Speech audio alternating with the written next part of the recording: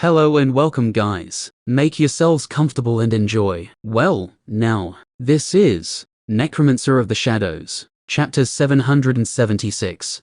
Around half an hour after Evan and Cedar left, two people appeared at the location where Evan fought against the bull bear. Both of the people who appeared were mid-level rank 3 evolvers, with blood-red eyes and pale skin indicating they were vampires. When they arrived, they saw many peak rank 2 monsters fighting against each other, while others, both mid-level and beginner rank 2 monsters, fled after sustaining injuries. Seeing the rank 2 monsters battling, both vampires frowned. Their mid-level rank 3 auras erupted, causing all the rank 2 monsters to tremble and flee from the location. Another conflict between monsters. One of the vampires with light silver hair said while shaking his head, "When I sensed the battle earlier, I really thought we found them." The second vampire, who had deep black hair, said with a sigh, "According to the information, they escaped using an airship, and it disappeared around the dark forest. If we continue to search, we should be able to find them," the silver-haired vampire said, and used his spiritual senses to scan the area.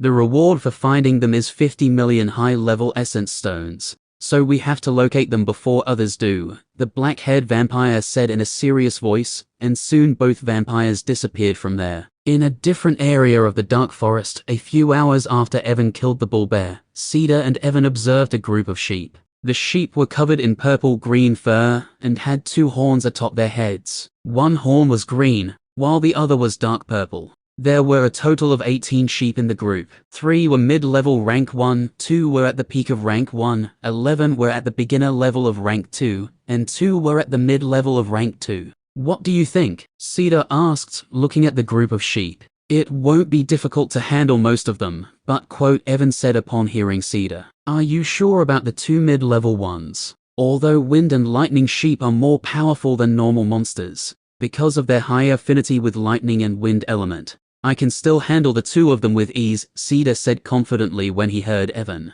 Evan wasn't surprised by Cedar's confidence, as he already knew he was not a normal rank 2 core evolver.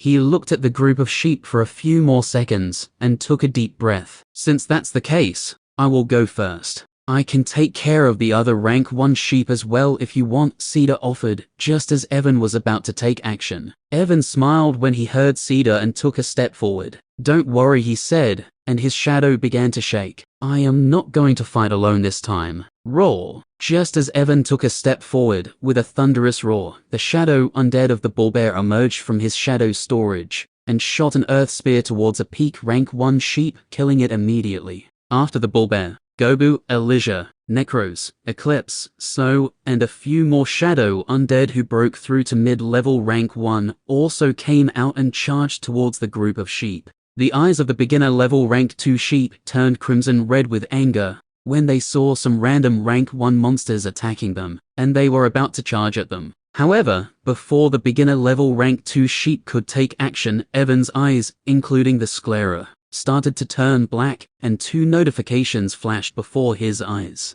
"You have used Authority, all 0. You have activated the Soul Harvest mode of the Reaper's Wrath skill." Evan can use the active effect of the Reaper's Wrath skill once every 2 months. He still needed to wait for a few more days before he could use it, as it was still on cooldown. But using the Authority, all 0, he could use all of his skills without worrying about their cooldown time for the next 15 seconds. All 0, Authority. Once activated, the cooldown time for all of your skills will return to 0, and will stay at 0 for the next 15 seconds, no matter how many times you use them. All 0 Authority can be used once every month. All 0 is the authority that Volak had awakened when he became a rank 1 core evolver. Using the Growth Link skill, Evan took this authority so that he could use the Soul Harvest mode of his Reaper's Wrath skill ahead of time. Although Evan lost the Blessing of Light authority he took from Elijah due to taking all 0 authority,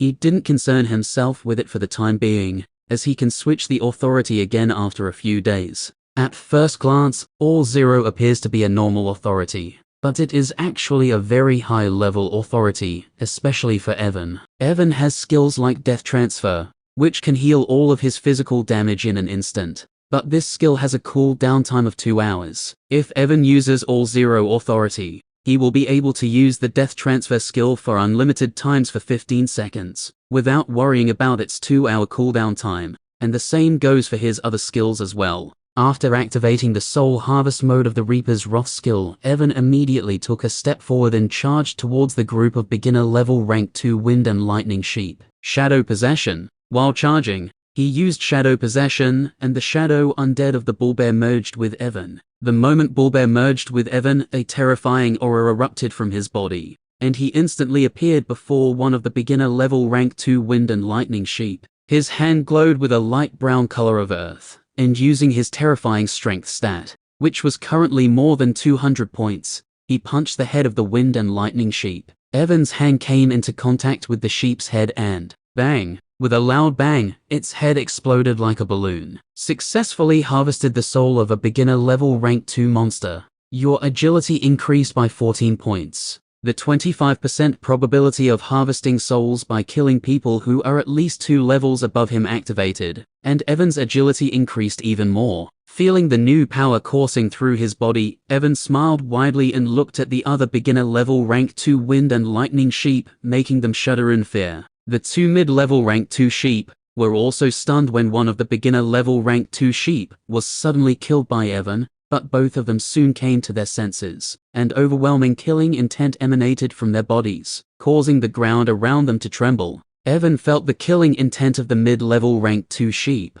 but he didn't care about them, as he knew Cedar would take care of them. And, just as he expected, the moment the mid-level sheep made their move, Cedar also took action and appeared between him and the sheep. He tapped one of his feet on the ground, and a giant earth wall rose high in the sky, separating Evan from Cedar and the 2 mid-level rank 2 sheep. Evan looked at the earth wall and smiled a little. He glanced at the rank 1 sheep and saw they were being attacked by his shadow undeads. "Let's end this quickly before other monsters come here," Evan muttered and looked at the 10 remaining beginner-level rank 2 sheep with a sinister look on his face. The sheep were already scared of Evan after he killed one of them, so when they felt his ill intentions towards them, all of them subconsciously took a step back. Soon, however, all of them came back to their senses, and were stunned that they felt scared because of a single person, even though there were 10 of them. The eyes of all the beginner-level rank 2 sheep turned red from anger, and wind and lightning appeared around their bodies. Evan felt amused when he saw this,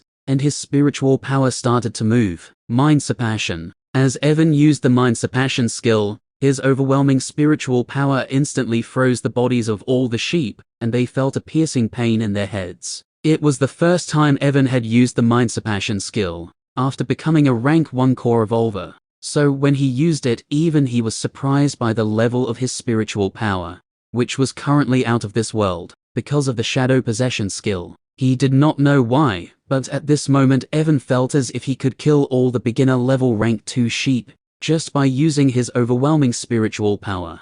As this thought came into his mind, a black aura started to cover Evan's surroundings. Everything behind him turned black, and in the middle of the darkness 2 deep red eyes opened. The moment these 2 deep red eyes opened, all the sheep felt as if they were being looked at by a terrifying being, and their bodies started to shake. Evan was surprised when he felt the sudden change in his skill and surroundings. While Evan was still thinking what was happening, a sudden notification flashed before his eyes. Mind Suppression has evolved into racial skill, Fear. Chapter 777. Mind Suppression has evolved into racial skill, Fear. What the Evan was shocked when he saw the notification and looked at it with a stunned expression on his face. He focused on the notification and the details of the Fear skill appeared in front of him. Fear, racial skill. Upon activation, you can release a sliver of your soul's true form. Beings with lower spiritual power and those with weak wills will feel a deep sense of fear upon looking at your soul's true form. Releasing the true form of your soul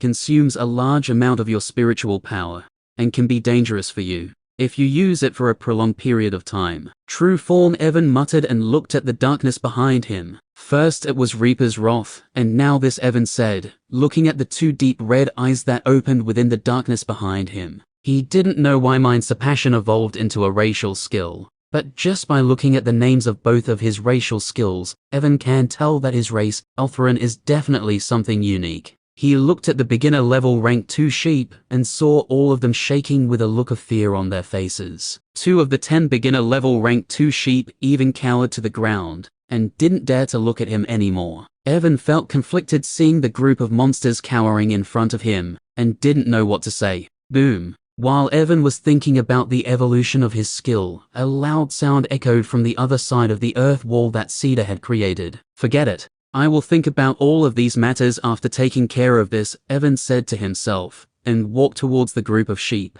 The darkness behind Evan moved along with him, and all the sheep started to tremble even more when they saw darkness coming closer to them. Even when Evan stopped in front of the group of sheep, they didn't do anything and just looked at the ground, not daring to look at him. Evan sighed when he saw this and shook his head. He tapped the heads of the sheep, sending a powerful force inside their heads, destroying their brains, and wiping out their life force in an instant. Successfully harvested the soul of beginner level rank 2 monster. Your strength has increased by 13 points. Successfully harvested the soul of beginner level rank 2 monster. Your stamina has increased by 17 points. Successfully harvested the soul of beginner level rank 2 monster. Your agility has increased by 16 points. Successfully harvested the soul of beginner level rank 2 monster. Your endurance has increased by 17 points. Upon killing the 10 sheep, the soul harvesting effect of the Reaper's Wrath skill activated 4 times, increasing Evan's stat points significantly. Feeling the increase in his strength, he couldn't help but smile and nodded in satisfaction. Boom, boom, dash.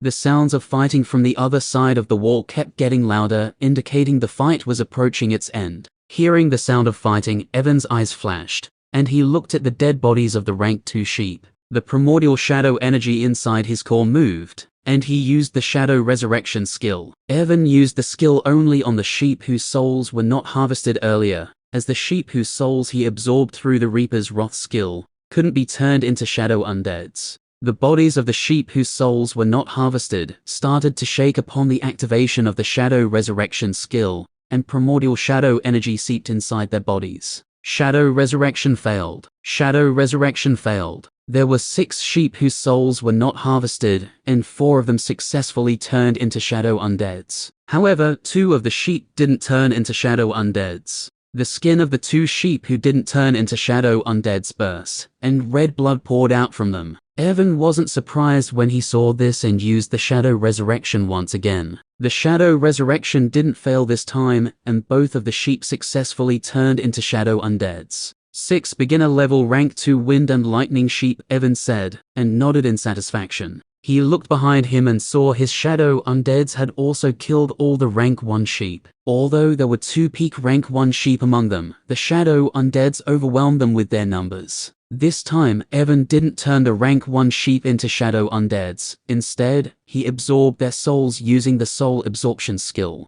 I need to create a soul beacon from the souls of rank 1 evolvers, just in case I find myself in a dangerous situation, Evan muttered and looked at the earth wall that Cedar had created. Soul Beacon. By utilizing 10,000 souls below rank 1 at once, you can create a unique magical beacon made of the essence of souls, allowing you to teleport to specific locations where the soul beacon is placed. This skill consumes a great amount of world essence upon activation, and the greater the teleportation distance, the higher the world essence consumption will be. The distance you can teleport using the Soul Beacon skill will depend on the rank of the beacon you will create. Note: if you use souls of rank 1 or above evolvers, you can decrease the number of souls needed to create a soul beacon to 50. Normally, Evan needed 10,000 souls to create a soul beacon, but after becoming a rank 1 core evolver, the skill changed slightly. He still needed 10,000 souls if he wanted to create a soul beacon using souls below rank 1, but if he used the souls of rank 1 or above core evolvers, he only needed 50 souls to create one. The distance he could teleport using an S-rank soul beacon was 2,000 kilometers, but for core evolvers 2,000 kilometers was nothing. They could cover it in a matter of minutes or even seconds, using their full power. Since he would be going to the Tomb of Ancients, he needed something that could ensure his safety if he found himself in a dangerous situation. A soul beacon that could teleport him away was perfect for him. After absorbing the souls of the rank 1 sheep, Evan stopped using the fear skill as it was very taxing on his soul. He had used the skill only for a few seconds, but he had lost nearly 30% of his spiritual power. After deactivating the fear skill, he looked at the earth wall and jumped to the top of it. The moment he reached the top, he felt terrifying energy waves flowing throughout the surroundings. Wind and lightning were destroying everything, and tens of kilometers area of the dark forest was completely obliterated. Amid the destruction, Cedar stood with an indifferent look on his face. A small area around him was covered in a dark brown color of earth, and this area was completely unaffected by the onslaught of lightning and wind. Suddenly, Cedar's body glowed with a brown color, and he sank into the ground. Boom! Even before Evan could understand what happened, he saw Cedar appear behind one of the mid-level rank 2 sheep and send it flying away. The sheep flew for more than 500 meters and crashed to the ground with a loud bang. Most of its bones were shattered because of the impact, and it continued to cough up blood. The second mid-level rank 2 sheep roared in anger seeing its partner was sent flying away and attacked Cedar using a storm of wind and lightning, but Cedar once again sank into the ground and dodged its attack. Rumble. Suddenly, the ground of the dark forest started to shake. The mid-level rank 2 sheep felt a deep sense of crisis, and the fur on its body stood up to no end. Wind and lightning circled around its body as it tried to run away. However, before the sheep could escape, 4 brown hands emerged from the ground and grabbed it. The wind and lightning sheep roared in terror and attempted to destroy the earth hands. Whoosh! But before the sheep could destroy the hands, an earth spear suddenly shot out from the ground and pierced its stomach, turning the ground blood red. Evan observed how easily Cedar handled the sheep and smiled a little. He looked at the sheep Cedar had sent flying earlier and disappeared from the top of the wall. In an instant, he arrived in front of the injured sheep, which was still coughing up blood, and punched it with all of his strength, sending a powerful force into its head. The sheep was already heavily injured,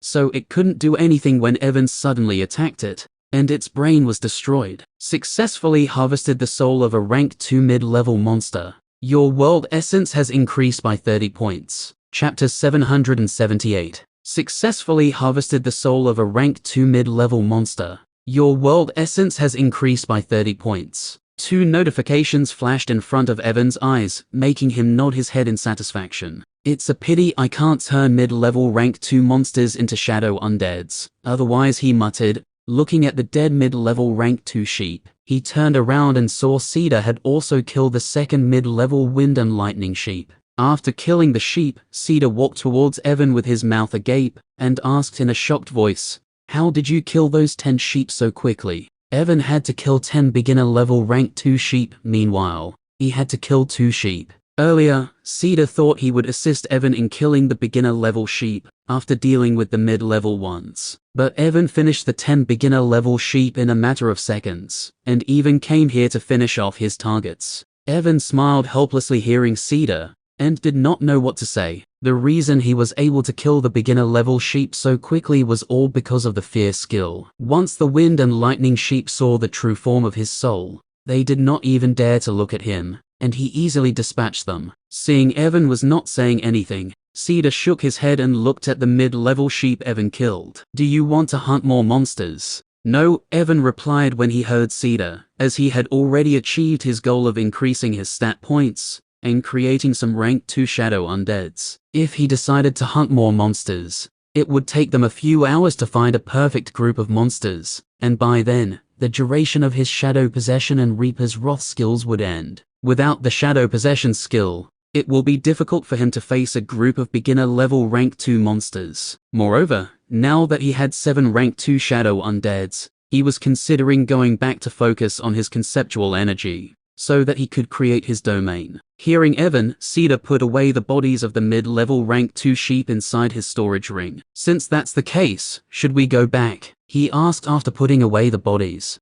Evan nodded in agreement hearing Cedar, as he was also thinking about returning. Seeing Evan nodding, Cedar took out a small silver-colored paper from his storage ring. The paper was engraved with a rune, emitting strange power fluctuations. When Evan saw the paper and the rune, he remembered the rune paper that Cedar had used in order to enter the closed world after returning to the dark forest. Similar to before, Cedar affixed the rune paper to a tree, and the tree started to glow with a silver light. In just a few seconds, a portal manifested in the middle of the tree. Once the portal manifested, Cedar was the first to enter. Evan followed after Cedar, and he also entered the portal. The moment Evan entered the portal, it started to close. As the portal was closing, the two vampires who were looking for Evan and Cedar appeared there. They were still searching for them and, after sensing the battle, they came here to take a look. When the vampires saw the closing portal, both of them were stunned. They didn't know where the portal was leading,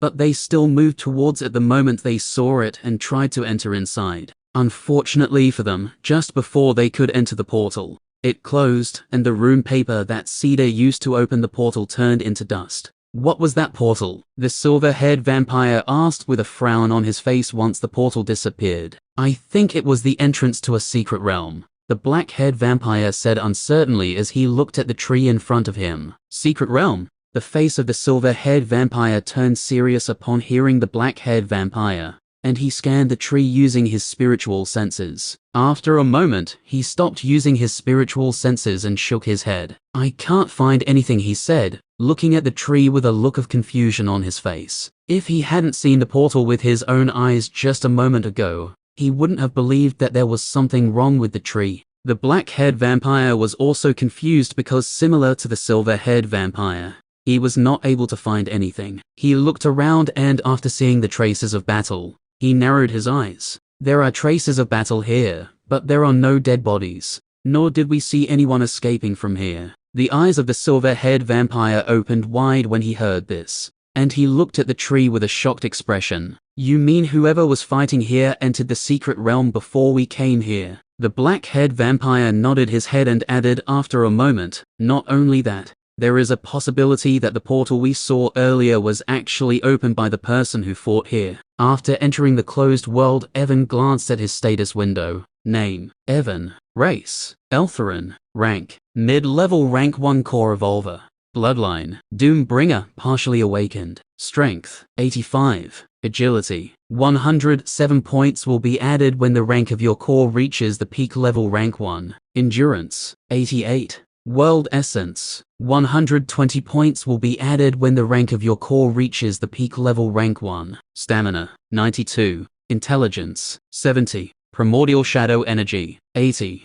Current understanding of the conceptual energy of void: 10.001%. Evan could not help but smile after seeing his stat points and nodded in satisfaction. After looking at his stat points for a moment, he examined his current understanding of void energy and contemplated his next plan. There is still more than 1 month before the Tomb of Ancients opens. I am still quite far away from creating my own domain, but I might be able to do something using the law formation. Evan thought inwardly and closed his status window. The next day, Cedar brought Evan to the central hall where the law formation was located. The central hall was situated at the main settlement of the Drades, so when Evan arrived there, he saw many other Drades besides Cedar. Similar to Cedar, most of the Drades had long hair and bark-like patterns on their skin. At first, Evan thought he would receive some strange looks from the Drades because of his elf-like appearance, but to his surprise, no one looked at him weirdly. Most of the Drades just regarded him with a curious expression, but none of them started a problem with him because of his appearance. I think Sylvan and Cedar had already told them about me, Evan thought inwardly when he noticed that no one bothered him. Soon, Cedar brought him in front of a large building. There are 10 rooms inside this building, and all of them are under the effect of the Enlightenment Stone, Cedar explained as he walked inside the building. 8 of the 10 rooms are currently occupied, but 2 rooms are permanently reserved for 2 of us, since we were the ones who brought the Enlightenment Stone. Cedar stopped in front of a closed room and looked at Evan. Inject your world essence inside the door, he explained. The door will register the signature of your world essence. This way, no one other than you will be able to open the door and disturb you. Evan followed Cedar's instructions, placing his hand on the room door and injecting his world essence into it. As he did so, the door of the room opened. How long are you planning to stay here? Cedar asked once the door opened. Around 1 month, Evan said as he glanced inside the room and noticed there was only a mat inside. 1 month? Cedar pondered for a moment upon hearing Evan's response, then nodded. I will also stay in the law room for the next month. I am very close to making a breakthrough in my zone. If I succeed, I might be able to reach the peak of rank 2 before the opening of the Tomb of the Ancient. The peak of rank 2 Evan was surprised upon hearing Cedar, but soon he smiled and nodded. Good luck. Let's go for another hunt after coming out. Cedar's mouth twitched when he heard Evan, but he still nodded his head and left. Evan closed the door once Cedar left. As soon as he closed the door, Evan felt his mind enter a state of calm, and he could feel the laws of the world more clearly. So this is the effect of the law formation, Evan muttered in a low voice, after feeling the effect of the law formation, and sat down on the mat. I might really be able to turn 25% of my world essence into the conceptual energy of void in a month here. Evan closed his eyes and used the second skill that he had comprehended using the void energy. His spiritual senses penetrated the space barrier and entered the void. Soon, the mysteries of the void started to flow into his mind, and he tried his best to understand them. Time continued to flow, and before Evan knew it, a month had passed in the blink of an eye. Chapter 779. While Evan was cultivating in the law formation room, numerous events unfolded in the outside world. Firstly, news of the Enlightenment Stone robbery spread throughout Utopia. The Blood Moon auction house increased the bounty on Evan and Cedar to 60 million high-level essence stones, and announced that they were hiding somewhere in the Dark Forest. Because of the huge bounty, thousands of new people were arriving in the Dark Forest every day, searching for Evan and Cedar. The bounty explicitly mentioned that Evan and Cedar were just beginner-level rank 1 and mid-level rank 2 core evolvers, making them perfect targets, even for those lacking significant power. Moreover, with the help of the vampires who saw Evan leaving the Dark Forest, Thomas provided the Blood Moon auction house with Evan's picture with his real appearance. With current technology, it was not difficult for the Blood Moon auction house to spread Evan's image all over Utopia, making him one of the most wanted men worldwide. People were quite shocked when the bounty on Evan and Cedar was released, as it was the first time such a high bounty was placed on individuals who were not even at the peak of rank 2. Although most people could understand the Blood Moon auction house's motives for offering such a substantial bounty primarily to restore their reputation, many people still felt it was quite strange for the organization to target rank 1 and rank 2 core evolvers with such a high bounty. Unknown to all these people, the reason the Blood Moon auction house placed such a high bounty on Evan and Cedar was not only because of the Enlightenment Stone, but also because of the robbery Evan committed at the last second. The person who announced the bounty was Lucian, and he hoped that by capturing Evan, he would be able to recover 231 million high-level essence stones stolen from him and others. Although he didn't want to put such a high bounty on Evan and Cedar,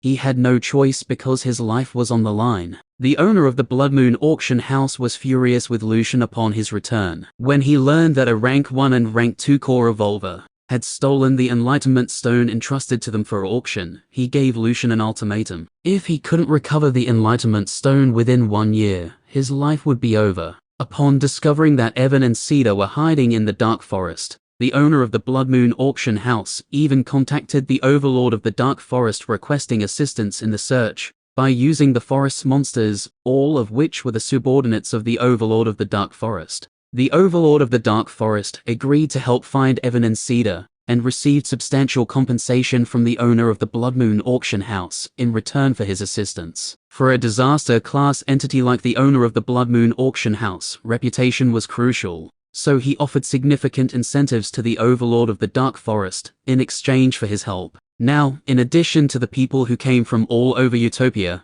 many monsters of the Dark Forest who were the subordinates of the Overlord of the Dark Forest were also looking for Evan and Cedar. Besides the bounty on Evan and Cedar, the second news that rocked the entire Utopia was the revelation of a hidden secret realm within the inner area of the Dark Forest. This news was released by Damon, the silver-haired vampire, and Roderick, the black-haired vampire. For a whole month both of them waited and searched near the area where they had seen the portal, hoping to rediscover the entrance to the secret realm. Unfortunately, they were unable to find any trace of the secret realm, even after an entire month of searching. Both of them had come to the Dark Forest to look for Evan and Cedar, but because of the secret realm, they ended up wasting the entire month. They feared that other people who arrived in the Dark Forest might have already found clues about Evan and Cedar, so they decided to publicize the news of the secret realm, in order to shift people's attention from Evan and Cedar to the secret realm. This way, they thought they would be able to reduce the number of people looking for Evan and Cedar to some extent.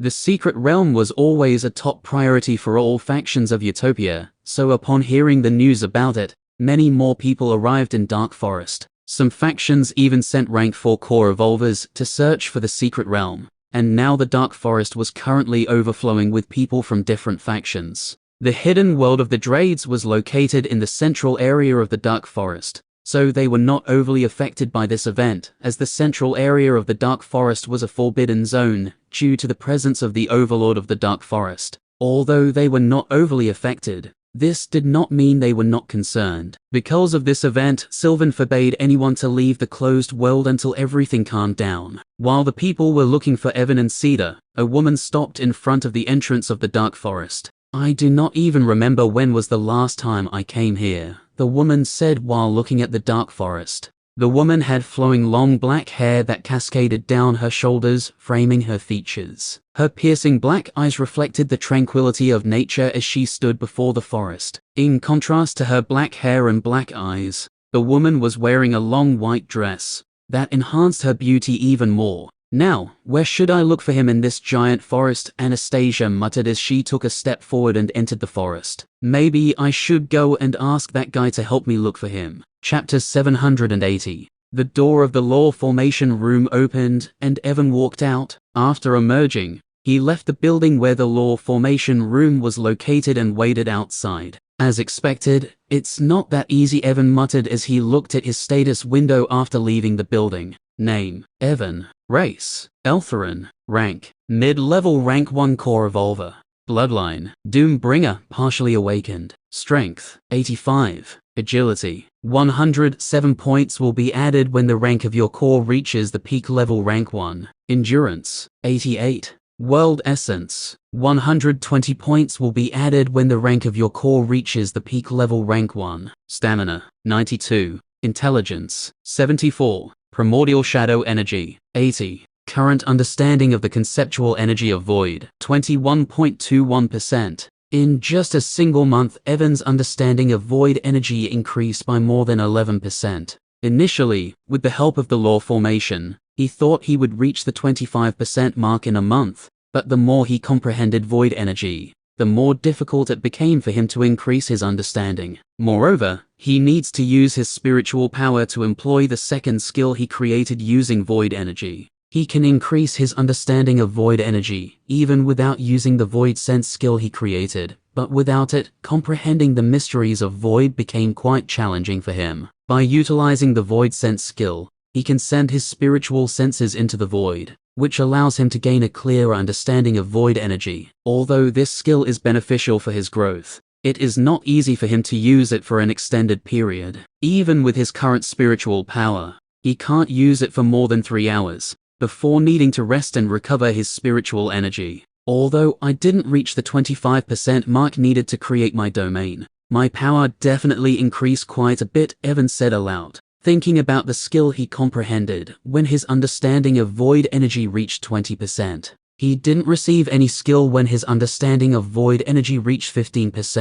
But when it reached 20%, he received a surprisingly good skill. Moreover, due to the increase in his understanding of Void energy, his intelligence stat also rose to 74 points from the previous 70 points. Evan was quite happy when his intelligence stat rose by 4 points, as it was currently his lowest stat. "There are just a few days left before the Tomb of the Ancient opens," Evan said, and closed his status window. "I still need to talk to Sylvan about this, so that I can enter the tomb with other Drades." After closing his status window, Evan connected his vision with his shadow clone, and looked at his shadow undeads, who were in the training ground of the house. Quite some of them broke through to the mid-level rank 1. While I was in the Law Formation room, Evan thought inwardly as he observed his shadow undeads through his clone's eyes. "I also need to organize my shadow undeads properly, or it will become a complete mess during a fight if all of them fight without someone leading them." While Evan was checking his shadow undeads, Cedar walked out of the building. Sensing Cedar's presence, Evan looked at him and noticed he seemed to be in a good mood. Moreover, the aura around him was definitely a little stronger than before. "Looks like you've made quite some progress." "Huh?" Evan said, sensing Cedar's aura. says the person who seems to be very close to creating his domain just after a month, Cedar replied while shaking his head, and looked at Evan as if he was looking at a monster. Although he couldn't properly judge Evan's progress, just by looking at him, he could tell that Evan was very close to creating his domain. Just what the heck is wrong with this guy? It is not even 3 months since he arrived in Utopia, but he is about to create his domain, Cedar cried inwardly, unsure of what to say. After staying in the lore formation room for 1 month, the power of his zone increased quite a bit, and he was very close to becoming a peak rank 2 core evolver. After leaving the lore formation room, he thought his progress was quite good, but now, looking at Evan, he felt his progress was nothing compared to him. Evan couldn't help but laugh when he saw how Cedar was looking at him and shook his head. Are you planning to break through to the peak of rank 2 now? Cedar rubbed his chin and nodded his head hearing Evan. Yes, I think I should be able to reach the peak of rank 2 in just a few days. A few days? Huh? Evan nodded his head hearing Cedar, and decided to talk with Sylvan about the Tomb of the Ancient after Cedar's breakthrough. As Evan and Cedar were talking, Cedar's communication crystal suddenly rang. He took out the crystal and was surprised to see it was Sylvan who was calling him. Both of you left the lore formation room, right? The moment Cedar accepted the call, he heard Sylvan's serious voice. Cedar was confused when he heard Sylvan's serious voice, but he still replied, yes, we just came out. Come here, I need to talk to you about something, Sylvan said once Cedar confirmed they had left the lore formation room. By the way, bring Evan as well, he added after a moment and ended the call. Cedar put away the communication crystal with a confused look, and glanced at Evan. What does he want to talk about? Evan asked as he also heard what Sylvan said. I don't know, maybe he wants to discuss something about the Tomb of the Ancient, as it will be opening in just a few days, Cedar said, and took into the blue sky. Let's go, that old man will beat me once again if we don't go there immediately. Chapter 781. Damn, those two were just rank 1 and rank 2 core evolvers. Maybe they have already been eaten by some monsters of the Dark Forest. Even if they are dead, we still have to keep looking for them. They escaped with the Enlightenment Stone, so if we find their storage ring, what the hell is going on here? Cedar asked in a shocked voice, looking at a holographic screen in front of him. Evan stood beside him, also looking at the holographic screen with a stunned expression on his face. Not only did they steal the Enlightenment Stone, they even stole a rank 3 airship. There is also a chance that this is not their first robbery, and we might be able to find something even better in their storage ring. By the way, are we not going to look for that secret realm? Screw the secret realm. If we can catch those two bastards, we can live our lives in luxury without worrying about anything. Evan and Cedar looked sideways and saw Sylvan staring at them with a serious expression. Grandpa. This Cedar pointed at the screen in front of him and tried to speak. After hearing the conversation of the people on the screen, he could already guess what was happening, but he still wanted to confirm it with Sylvan. Sylvan sighed when he saw Cedar's shocked look and nodded his head. Yes, these people are looking for you. Actually, not only these, Sylvan said, and the scene on the holographic screen changed, showing the entrance of the Dark Forest. When the entrance of the Dark Forest appeared on the holographic screen, Evan and Cedar's mouths opened wide in shock as they saw tens of thousands of people camping outside the forest. The scene on the screen once again changed, showing different groups searching inside the forest. They even saw some groups of monsters moving inside the forest in patterns, as if they were looking for something. According to what I've found in the past few days, the owner of the auction house from where you stole the Enlightenment Stone had placed a huge bounty on both of you, which is why there are so many people looking for you in the Dark Forest. A bounty. Evan and Cedar were shocked when they heard Sylvan, and Cedar asked in a stunned voice, what is the amount of the bounty? Sylvan's mouth twitched uncontrollably when he heard Cedar, and he said while rubbing his eyebrow, 60 million high-level essence stones. F***K. Evan and Cedar cursed at the same time when they heard the amount of the bounty, and looked at the screen with speechless look on their faces. Wait a minute. Suddenly, something clicked in Cedar's mind, and he looked at the holographic screen once again. Earlier, I heard them talking about a secret realm. Don't tell me, he said, looking at a group of people who were talking about the secret realm. Although I'm not certain, The possibility is very high that they are talking about a closed world, Sylvan said, and narrowed his eyes. You two went out a month ago, right? Evan and Cedar looked at each other upon hearing Sylvan and nodded their heads. Were you noticed by someone when you opened the portal of the closed world? Sylvan inquired. I scanned our surroundings before opening the portal, but I didn't sense anyone's presence near us at that time, Cedar replied upon hearing Sylvan. But it's possible that someone with much higher spiritual power than me was hiding nearby, and I wasn't able to sense them using my spiritual senses. Sylvan fell deep into thought upon hearing Cedar's explanation. After a moment of contemplation, he sighed and shook his head. Forget about it. From what I found in the last few days, no one knows that we are living here. There is a possibility that some people spread rumors about a secret world to distract others and catch you, while others search for the secret realm. There is also a possibility that someone accidentally saw the portal that you opened, but it closed before they could understand what it was. Evan and Cedar thought about what Sylvan just said and found it plausible. If a powerful person had been hiding nearby when Cedar opened the portal, they would have likely entered the closed world along with them. The closed world is under Sylvan's control, and if anyone had entered the closed world along with them, Sylvan would have detected their presence immediately. I mainly called you guys here to tell you not to go outside for the time being, and to stay here, Sylvan instructed Evan and Cedar. The Tomb of the Ancient will open soon. Once it opens, the commotion in the dark forest will slowly die down, so don't leave the closed world for now. Evan and Cedar looked at the holographic screen and seeing so many people, both of them nodded their heads.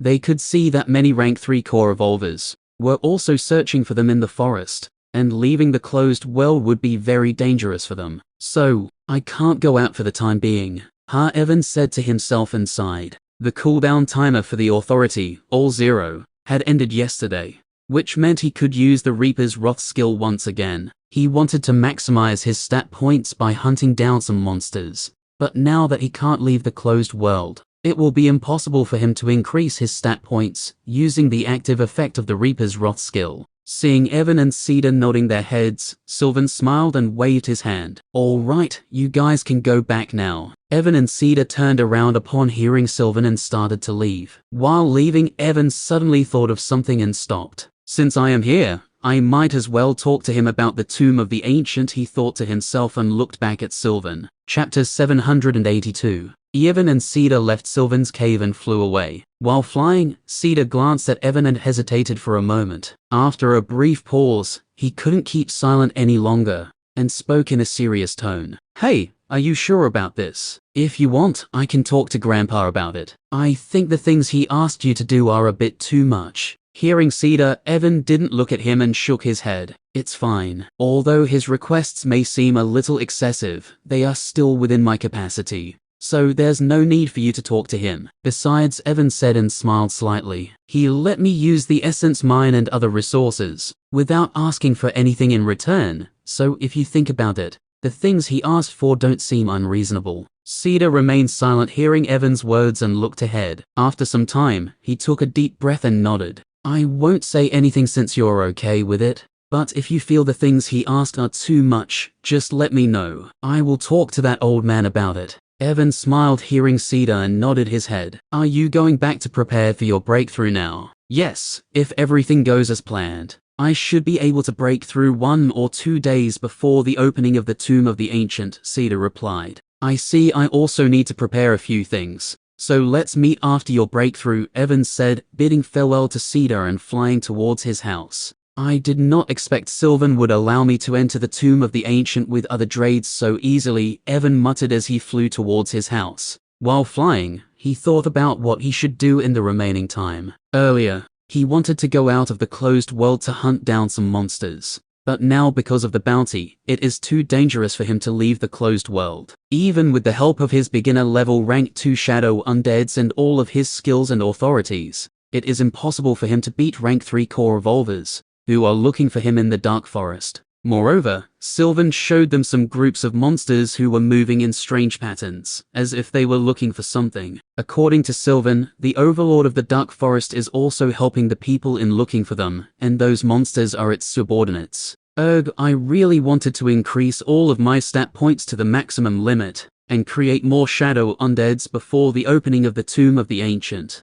But it's not possible anymore, Evan muttered, and decided to spend the remaining days in the training area of his house. Although the training area was not as useful as the active effect of the Reaper's Wrath skill, it could still help him get familiar with his new powers. But before doing anything, I need to check on her progress, Evan said and increased his flying speed. Around half an hour later, he landed in front of his house and went to the training ground. In the training ground, he saw most of his shadow undeads were either cultivating or using the training rooms to increase the proficiency of their skills. Evan nodded in satisfaction seeing his shadow undeads were working hard, and walked to the end of the training ground. At the end of the training ground, he came across a closed room. The room was closed, but Evan easily opened it as he could control all the formations of the house. The moment he opened the door, a strong medicinal fragrance assaulted Evan's nostrils, making him frown a little. He looked inside the room and saw Amara standing in front of a furnace with a giant cauldron on top of it.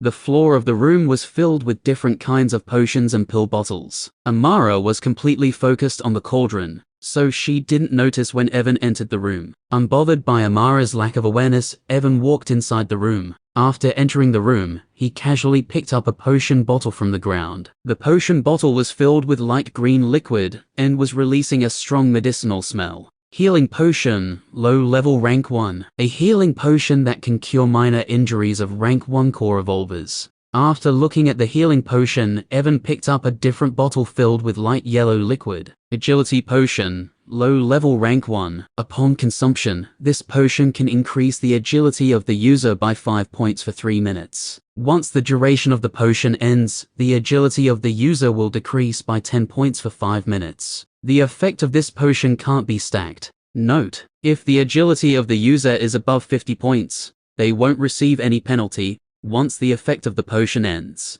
Evan surveyed the array of potions and pills on the ground, noting at least 10 different types of pills and potions. It's only been 2 months, and she's already proficient in creating so many types of low-level potions. Evan mused silently as he observed Amara, who was focused on creating something. If she continues to refine her alchemy skills like this, it won't be long before she's able to create mid and peak level rank 1 potions and pills, Evan said inwardly, thinking about the money he would earn from selling the potions and pills created by Amara. It's good that she's undead and doesn't need to sleep, quote, Evan muttered as he left the alchemy room. Once she becomes a higher level alchemist, I will ask her to create potions and pills 24/7. Amara was focused on creating a mid-level strength potion when she suddenly felt a chill run down her spine, causing her to lose focus for a moment. The moment she lost focus, the herbs inside the cauldron became unstable, and a puff of black smoke billowed out,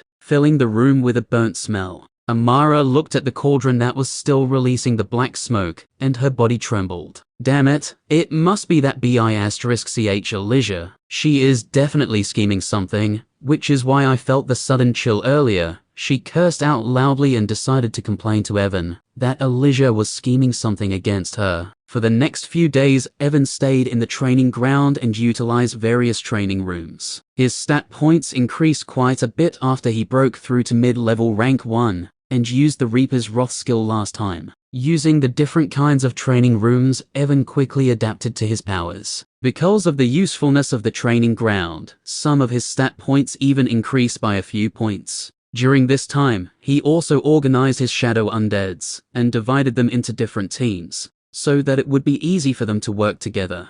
The remaining days flew by in the blink of an eye, and finally, the day of the opening of the Tomb of the Ancient arrived. Chapter 783. Yai, why are there so many people here? Anastasia asked herself as she flew deeper into the dark forest. Above the palm of her hand, a drop of deep red blood was floating. The blood was covered with a small black barrier, which prevented the aura of the blood from leaking out. The drop of blood is showing that he is somewhere in the dark forest, but for some reason, it can't determine his exact location, Anastasia muttered as she looked at the drop of blood. It seems I will really have to meet that annoying bastard if I want to find Master, Anastasia said, and placed the drop of blood back into her storage ring. After putting away the drop of blood, she increased her flying speed and flew towards the central area of the dark forest. While flying, she noticed thousands of people who were moving in the dark forest, as if all of them were looking for something. Just what the hell are these people searching for? Anastasia muttered with a deep frown on her face, and continued to fly forward. As she was flying, she suddenly felt something and looked behind her. When she looked behind, she saw 4 people following her. All 4 people were male, and among them, 1 was a beginner level rank 2 core evolver, 2 were mid-level, and 1 was at the peak of rank 2. It seems even after thousands of years, people still act like ignorant fools, Anastasia said as she felt the naked lust of the 4 people following her. The world essence inside her body moved, and she was about to kill all 4 of them, but suddenly, she thought about something and stopped. I should ask them why there are so many people in the dark forest before killing them, she muttered and stopped flying. In just a few seconds, the 4 people following her got close to her and stopped some distance away from her. After stopping, all 4 of them looked at Anastasia's beautiful appearance, and their eyes lit up. Because of transferring more than half of her power to her essence clone, the aura around Anastasia was a little chaotic,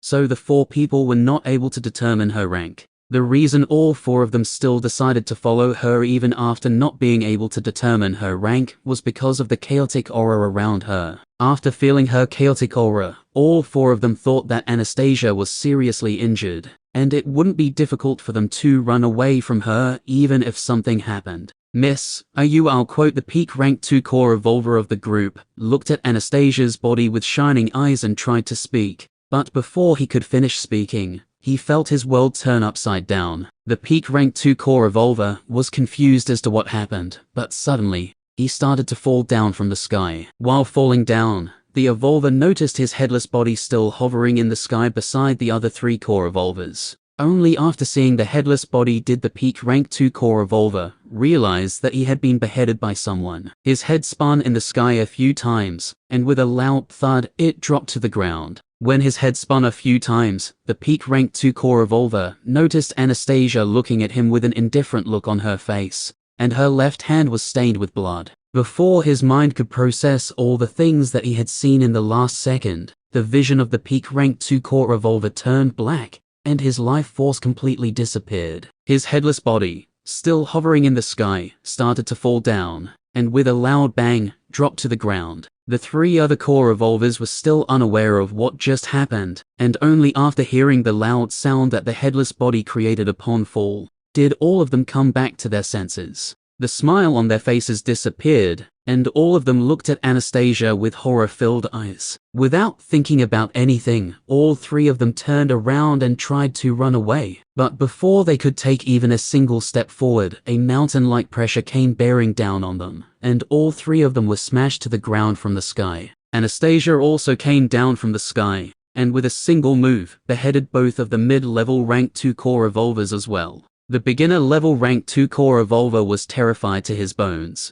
seeing what happened to his companions, and looked at Anastasia with horror-filled eyes. Earlier, when he saw her, he felt as if she was an angel in a white dress, but now looking at her piercing black eyes, he felt as if he was looking at a devil. Anastasia didn't care how the beginner dash level core evolver was looking at her, and her black eyes glowed with a yellow light. A faint image of a black dragon that was thousands of meters long appeared behind her, and she asked in a cold voice, "Speak, why are there so many people in the dark forest?" When the core evolver saw the faint image of the black dragon behind Anastasia, his mind buzzed, and a deep fear that he had never felt during his entire life engulfed his body. We came here because of the bounty, because of the fear that the core evolver was feeling. He told Anastasia everything without concealing anything. He even told her about the secret realm and other things that he heard about. A beginner level rank 1 core evolver, Anastasia's heart quickened when she heard that one of the people who stole the Enlightenment Stone was a beginner level rank 1 evolver. Master arrived in Utopia not long ago. Do you have the photo of the people who stole the Enlightenment Stone? She asked in a voice filled with urgency. I have the beginner level core evolver said in a trembling voice, and took out a crystal from his storage ring. After taking out the crystal, he projected 2 images in front of Anastasia. One image was of Cedar, who was in the disguise of a brown skinned elf. Meanwhile, the second image was of Evan when he left the dark forest along with him. Seeing Evan's image, Anastasia's eyes opened wide in shock, and she muttered while trying to touch the holographic image with her hand. Found you. Chapter 784. The Tomb of the Ancient is situated in the southern territory of Utopia. The Gehenna Empire, also known as the Empire of Demons, is the strongest force in the southern territory. In addition to the Gehenna Empire, the Boundless Ocean is also located in the southern territory. The Boundless Ocean is the place where the Dragon Islands is located. The Tomb of the Ancient is positioned at the edge of the Boundless Ocean, marking the beginning of the territory of the Dragon Islands. At this moment, at the edge of the Boundless Ocean, thousands of people from different species were gathered. There were beastkins, vampires, dragons, mechadroids, demons, humans, elves, dwarfs, and many other species. All the gathered people were looking at the deep blue ocean in front of them with a look of excitement on their faces, as if waiting for something. As the people were looking at the ocean, the water suddenly became restless, and a vortex started to form some distance away from the edge of the Boundless Ocean. Get ready. The tomb is about to open, a man with 2 light purple horns on top of his head said to his companions, looking at the water vortex. The man had short deep black hair, green eyes, and was wearing a light golden robe. His hands were covered in light purple scales, indicating he was a dragon. The name of the man was Voidska, and he was the youngest son of Eldraka, the current ruler of the dragons. Some distance away from the group of dragons, Thomas was standing behind a woman who had long silver hair and blood-red eyes. The aura around the woman was that of a peak rank 2 core evolver,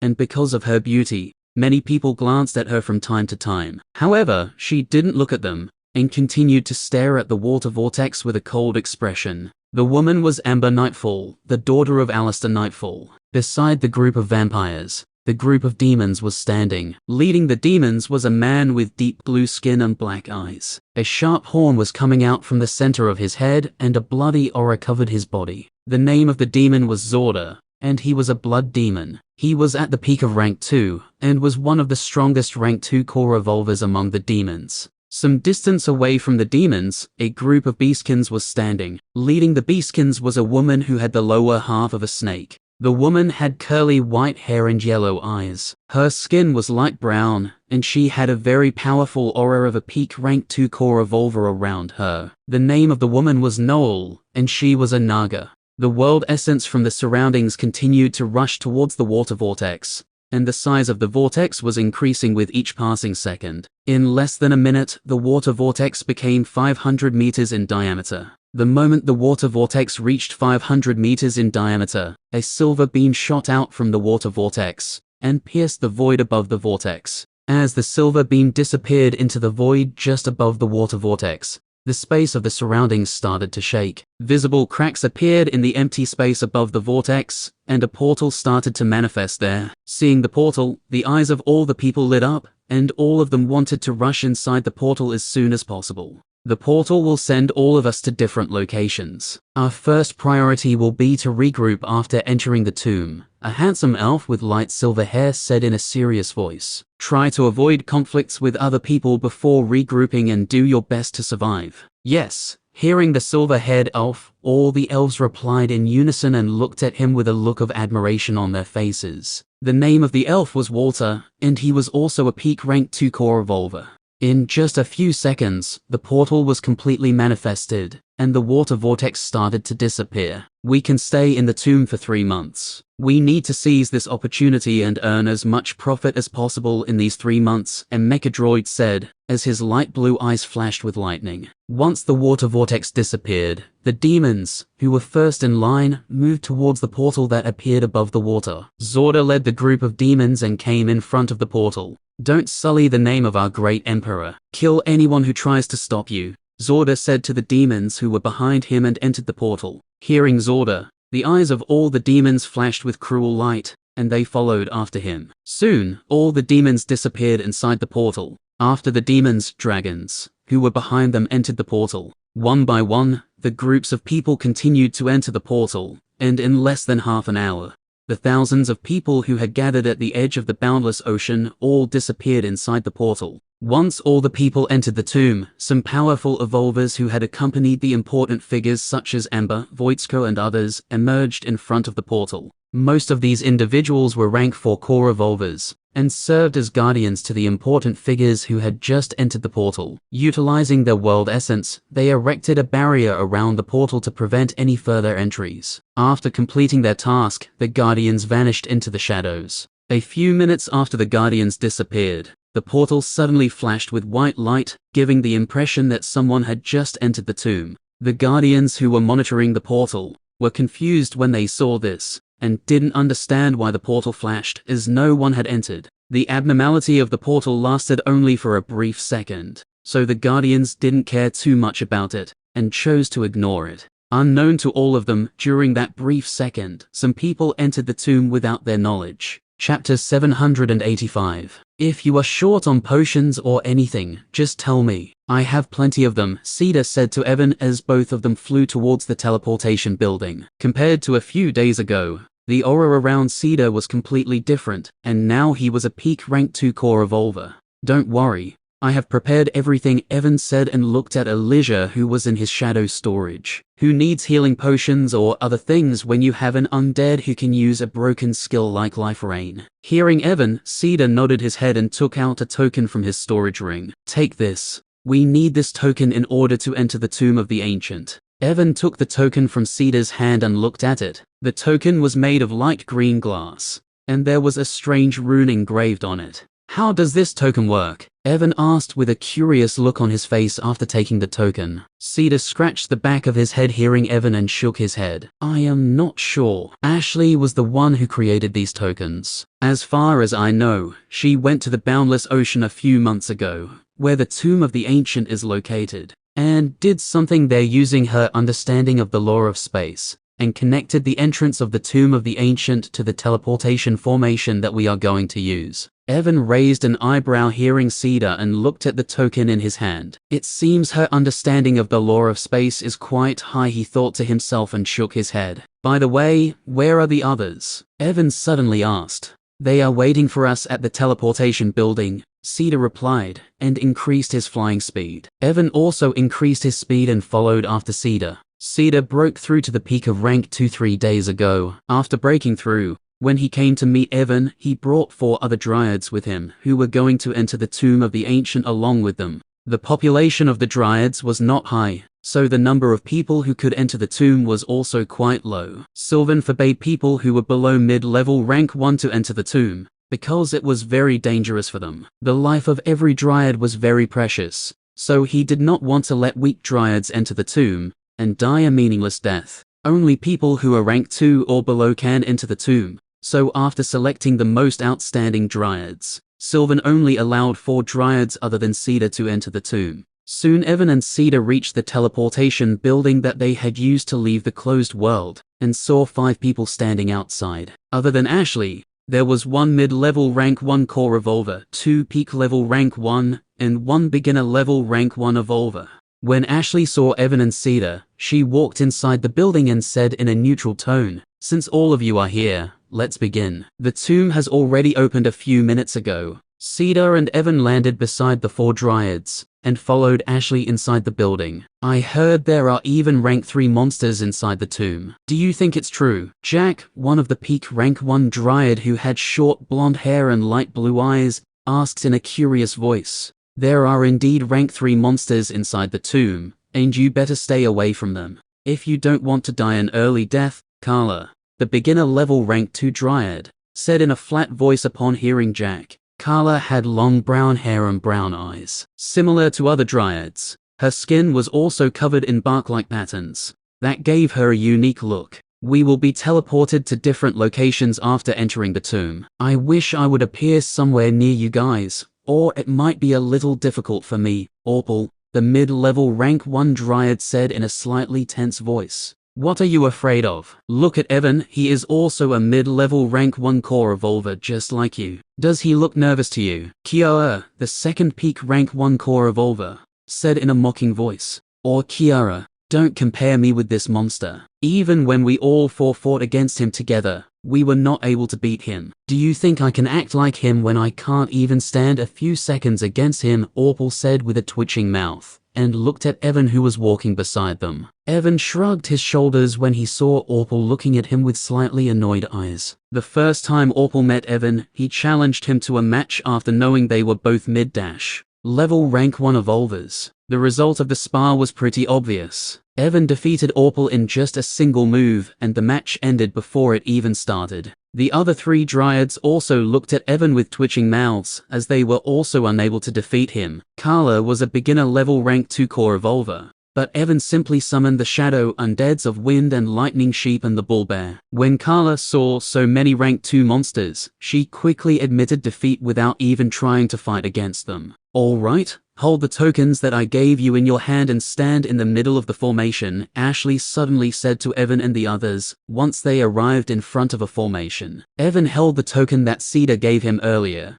and stood in the middle of the formation with the other Dryads. "Don't lose this token. If you lose the token, you will be sent outside of the boundless ocean instead of here, when the tomb closes after 3 months," Ashley said once Evan and Cedar stood in the middle of the formation. Hearing Ashley, Cedar and the others nodded their heads with a serious expression, and wore masks that changed their appearance. Once Cedar and the others changed their appearances, Ashley activated the formation. She did not speak any words about how they should act after entering the tomb, as Sylvan had already instructed them to proceed with caution many times. As Ashley activated the formation, a silver glow covered Evan and the others, and all 5 of them disappeared from the closed world. Chapter 786. In a place shrouded in black fog, a golden altar nearly 100 meters in diameter was located. Amid the dark fog, the only source of light was the occasional rays of golden light emitted by the altar from time to time. The altar was filled with complex-looking runes, and something was plunged into the middle of it.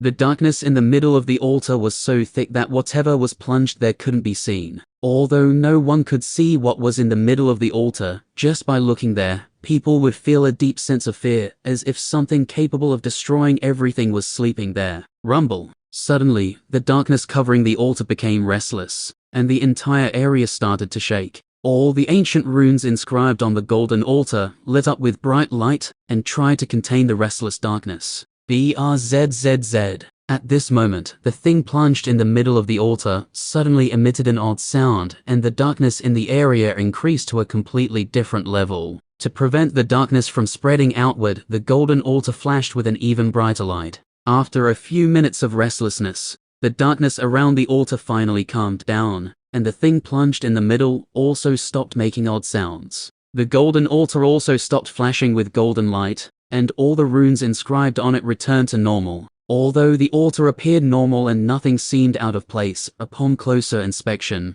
one would notice that the ancient runes engraved on it were blurrier than before. The sun was shining high in the sky, and clouds were slowly moving along with a light wind. In a certain area of the tomb of the ancient, a silver light flashed, and Evan appeared there. Upon entering the tomb, he immediately used the invisibility effect of the shadow walk skill, and hid himself. After making himself invisible, Evan looked around and inspected his surroundings. Upon looking around, he found himself standing on plain ground without any trees in sight. The ground was filled with dry, light yellow grass and small stones. At the horizon of the plain ground, he saw some giant mountains that were covered in mist due to the large distance between them. Using his spiritual senses, Evan confirmed that there was no danger around him. Only after confirming that there was no danger around him, did he stop using the shadow walk skill and became visible. It doesn't look like a place where someone killed tens of rank 5 and rank 6 core evolvers, Evan muttered to himself, recalling the things that Cedar had told him about the Tomb of the Ancient. He walked on the plain ground for a few minutes and stopped in the shade of a giant boulder.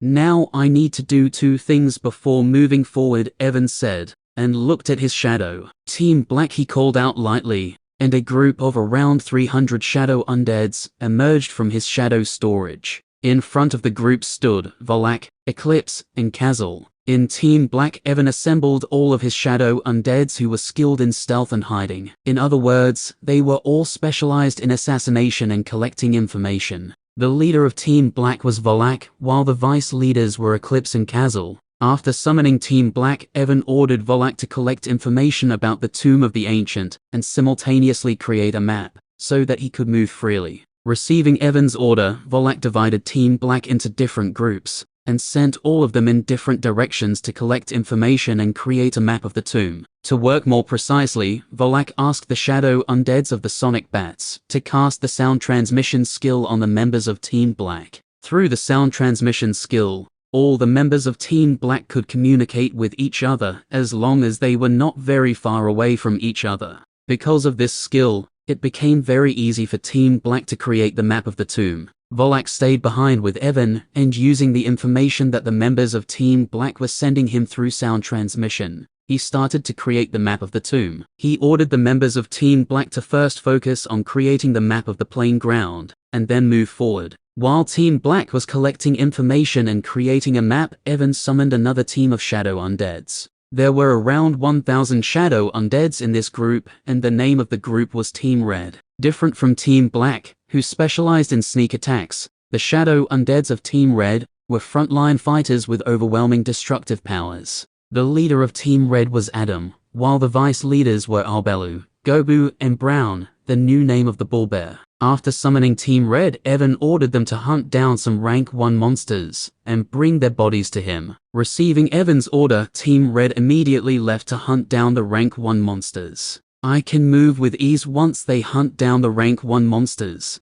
and I successfully create some high-level soul beacons using their souls, Evan muttered to himself as he watched Team Red disappear from his sight. Once Team Red disappeared from his sight, Evan released a few more shadow undeads and ordered them to guard his surroundings. After instructing the shadow undeads to secure his perimeter, Evan closed his eyes and focused on absorbing the world essence from the surroundings to increase the rank of his core. The density of the world essence in the tomb was even higher than in the closed world, making it an ideal place for him to focus on absorbing the world essence, while his shadow undeads completed the tasks he had assigned them. As time passed, Volak focused on creating an accurate map of the plain ground. From time to time, members of Team Red brought the dead bodies of rank 1 monsters for Evan, who absorbed their souls using the soul absorption skill. The plain ground was quite large, so even with the help of more than 300 shadow undeads, it took Volak nearly 15 hours to complete the map.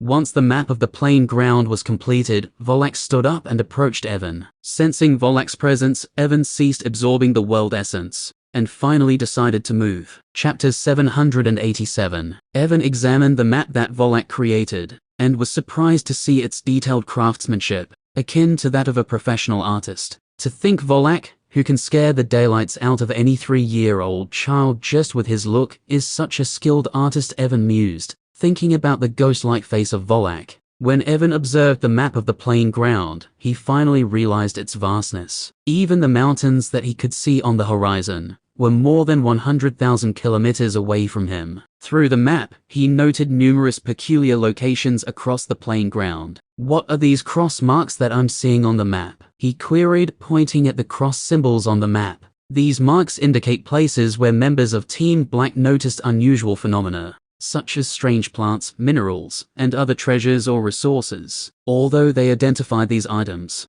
they were guarded by beginner-level rank 2 or mid-level rank 2 monsters, so the team merely marked them on the map instead of attempting to collect them, Volak explained upon hearing Evan's question. Evan's eyes sparkled with interest at the mention of treasures and resources, and he noticed there were about 9 cross marks on the map. Furthermore, Volak added, Team Black also discovered many other items that were not guarded by any monsters. Although these were not as valuable as the items protected by the monsters, I still instructed them to collect all of them as well. Evan nodded in satisfaction upon hearing Volak's explanation and focused on a different mark on the map. "What about these star marks?" he asked, looking at the 4 star marks on the map. "These indicate the places where Team Black encountered other individuals." "Other individuals?" Evan raised an eyebrow upon hearing Volak. "You mean individuals from other races who entered the tomb?" "Yes," Volak nodded in confirmation hearing Evan. Evan looked at the star marks and noticed that Volak had even noted the rank of the people whom Team Black had encountered. 1 beginner level rank 2,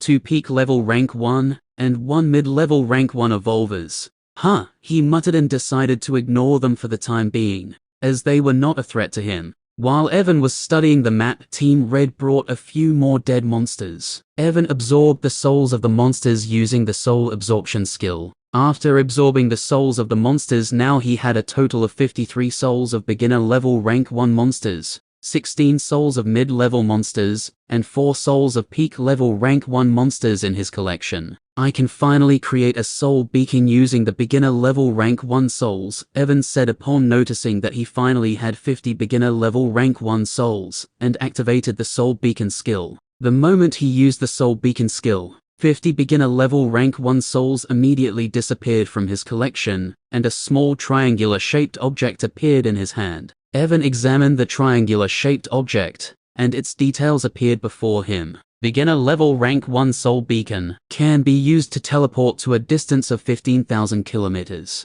15,000 kilometers. Evan's eyes lit up when he saw the distance that he could teleport using the soul beacon, and he smiled slightly. Now that everything is ready, I should also start moving, he muttered and stood up. He looked at the map, and his eyes stopped on the biggest cross mark. Something that is being guarded by 1 mid-level and 2 beginner level rank 2 monsters. Must be quite valuable, he said and summoned his mount. I never thought that I would ride something like this in my life, Evan remarked as he sat on the back of the Wind and Lightning sheep. The shadow undeads of the Wind and Lightning sheep were beginner level rank 2. So their agility was obviously higher than Evan's. Even though it was strange to ride a sheep, there was no reason for him not to utilize them to travel faster in the Tomb of the Ancient. After mounting the Wind and Lightning sheep, he summoned back the members of Team Red into his shadow storage. Since Team Black was still creating the map, Evan didn't call them back. He summoned a second Wind and Lightning sheep and asked Volak to ride it. Volak sat down on the sheep's back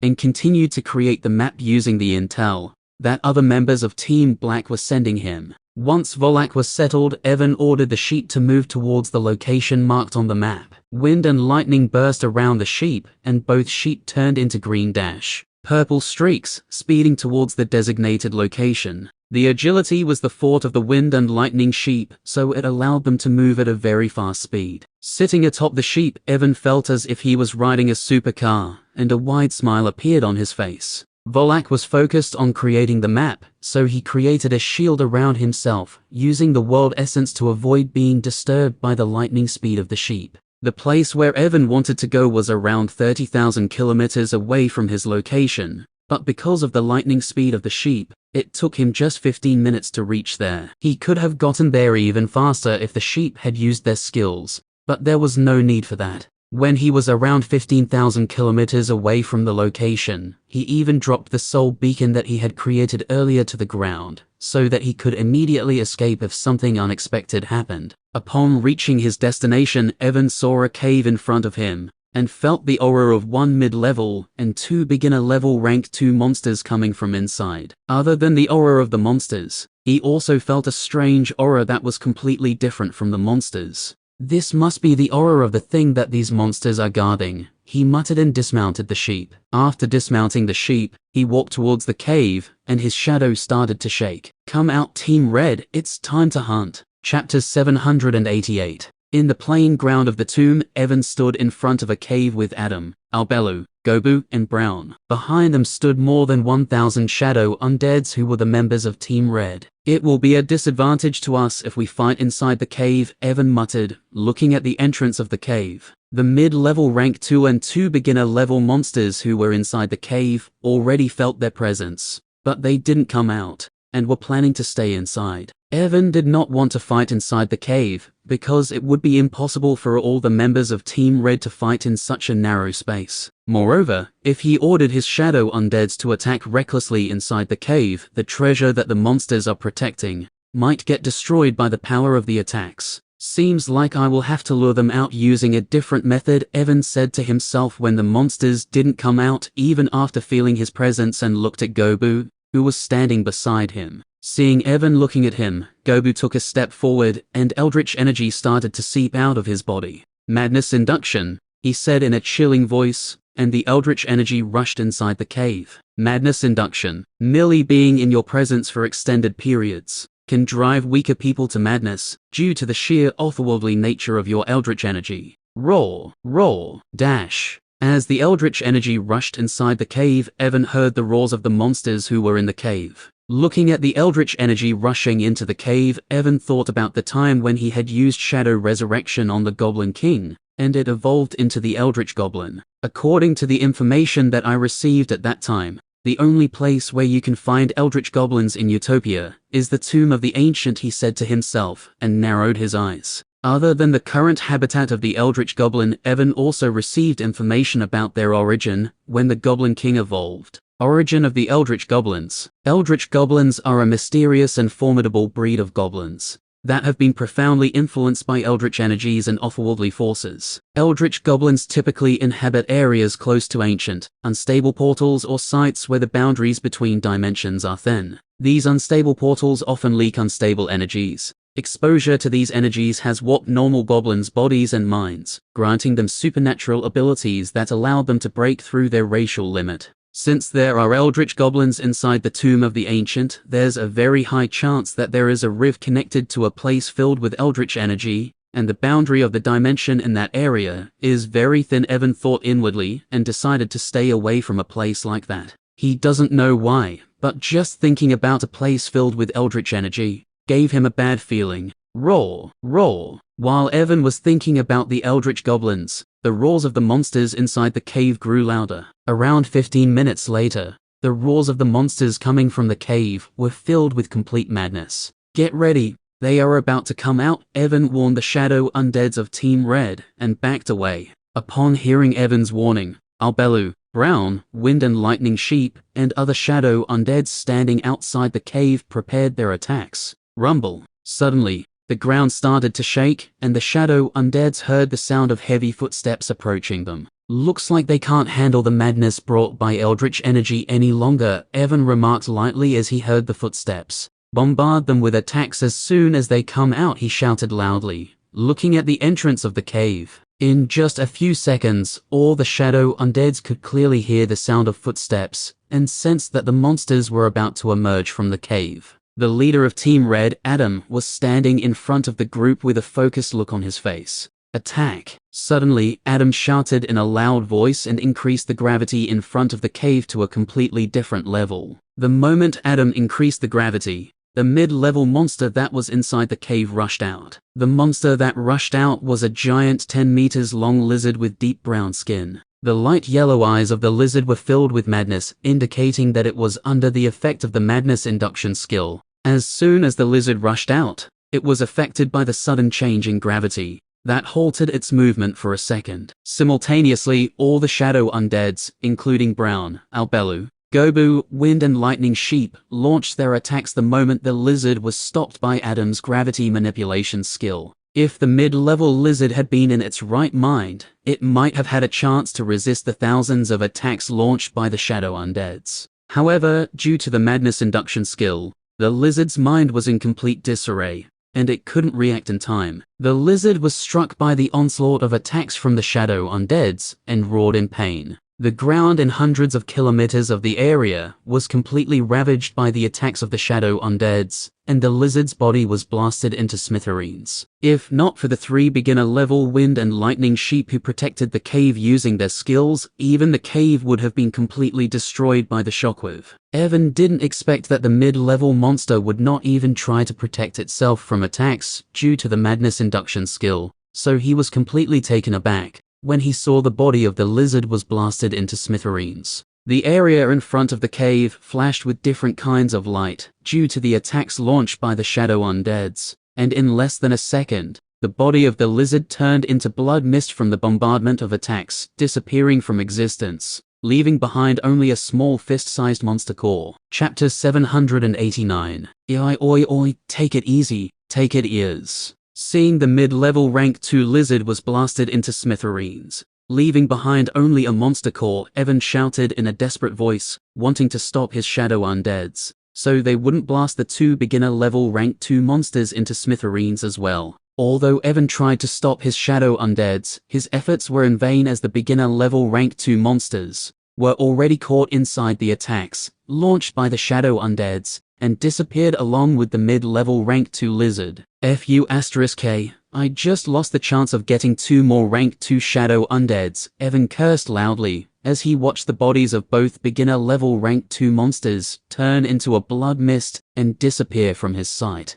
Once the bodies of the monsters disappeared, the members of Team Red turned around and looked at Evan without saying anything. They all heard Evan shouting to stop attacking, but he spoke too late, so it was impossible for them to stop their attack midway. Seeing all the shadow undeads of Team Red looking at him with an awkward expression, Evan sighed and shook his head, knowing it wasn't their fault. Damn it. I never thought that a mid-level rank 2 monster wouldn't even try to stop the attacks. Because of the effect of madness induction, Evan muttered in a low voice as he walked towards the cave. Due to the unrestrained attacks of the shadow undeads, the hundreds of kilometers of the area around the cave turned into a desolate land. The yellow grass covering the ground disappeared, and the small rocks turned into dust. Deep craters, flashing with chaotic lights of all kinds of elements, could be seen everywhere, giving the impression that hundreds of core evolvers had just fought there. Let's try to control our firepower next time, so that we won't destroy the precious bodies of our valuable comrades, Evan said to the members of Team Red as he walked past them. Hearing Evan, the members of Team Red nodded their heads, as they also knew that in order to get more brothers and sisters,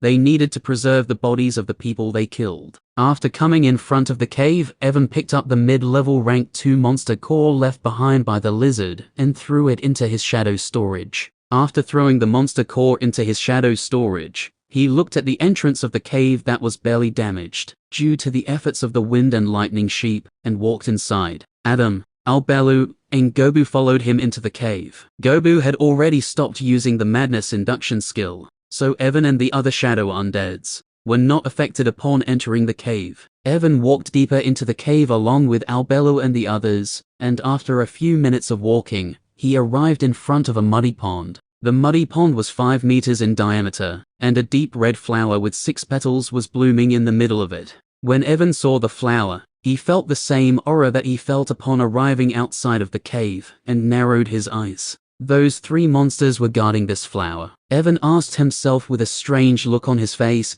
as he did not feel anything extraordinary about the flower. He used his spiritual senses and scanned the muddy pond. When he scanned the muddy pond, Evan was stunned as he noticed the pond was hundreds of meters deep, and its bottom was filled with bones of all kinds of monsters, humans, and people of other species. It seems this flower is not normal, Evan muttered to himself when he saw thousands of bones at the bottom of the pond, and stretched out his hand. Ice chain, he said, and tried to pick the flower using the ice chain. But to Evan's surprise, the moment the ice chain entered within a 1-meter radius of the flower released a deep red aura, and the ice chain he used shattered into countless small fragments. Evan raised an eyebrow when he saw this, and a sneer appeared on his face. So you want to play tough, huh? He said, and used the ice chain once again. But different from before, this time, the color of the ice chain was pitch black, as instead of world essence, he used primordial shadow energy to create the chain. The black ice chain moved towards the flower, and similar to before, the flower once again released a deep red aura, wanting to destroy the chain. Unfortunately for the flower,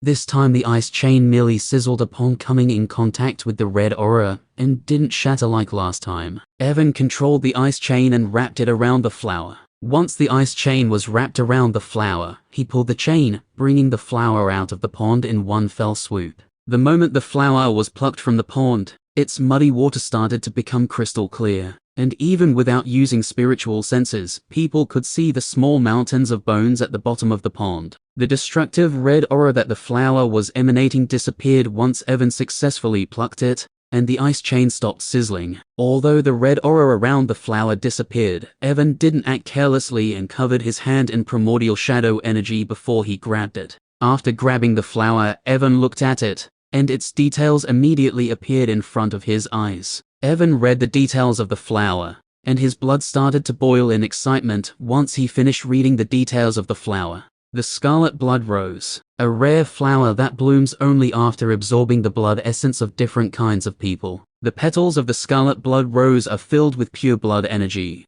that can enhance the power of the consumer's bloodline or awaken the power of a dormant bloodline. Chapter 790. Evan rode the wind and lightning sheep as it moved towards another location marked on the map. While moving towards the second location, he retrieved the beginner level rank 1 soul beacon that he had dropped earlier to use in case of emergencies during the hunt. Because the firepower of Team Red exceeded his initial expectations, Evan divided them into 2 groups after collecting the Scarlet Blood Rose, and ordered each group to head to a different location marked on the map to collect the treasure guarded by the monsters there. If everything goes well, I should be able to gather everything from the locations marked on the map in a few hours, Evan muttered, glancing at the deep red flower in his hand. The Scarlet Blood Rose, a rare flower that blooms only after absorbing the blood essence of different kinds of people. The petals of the Scarlet Blood Rose are filled with pure blood energy that can enhance the power of the consumer's bloodline or awaken the power of a dormant bloodline.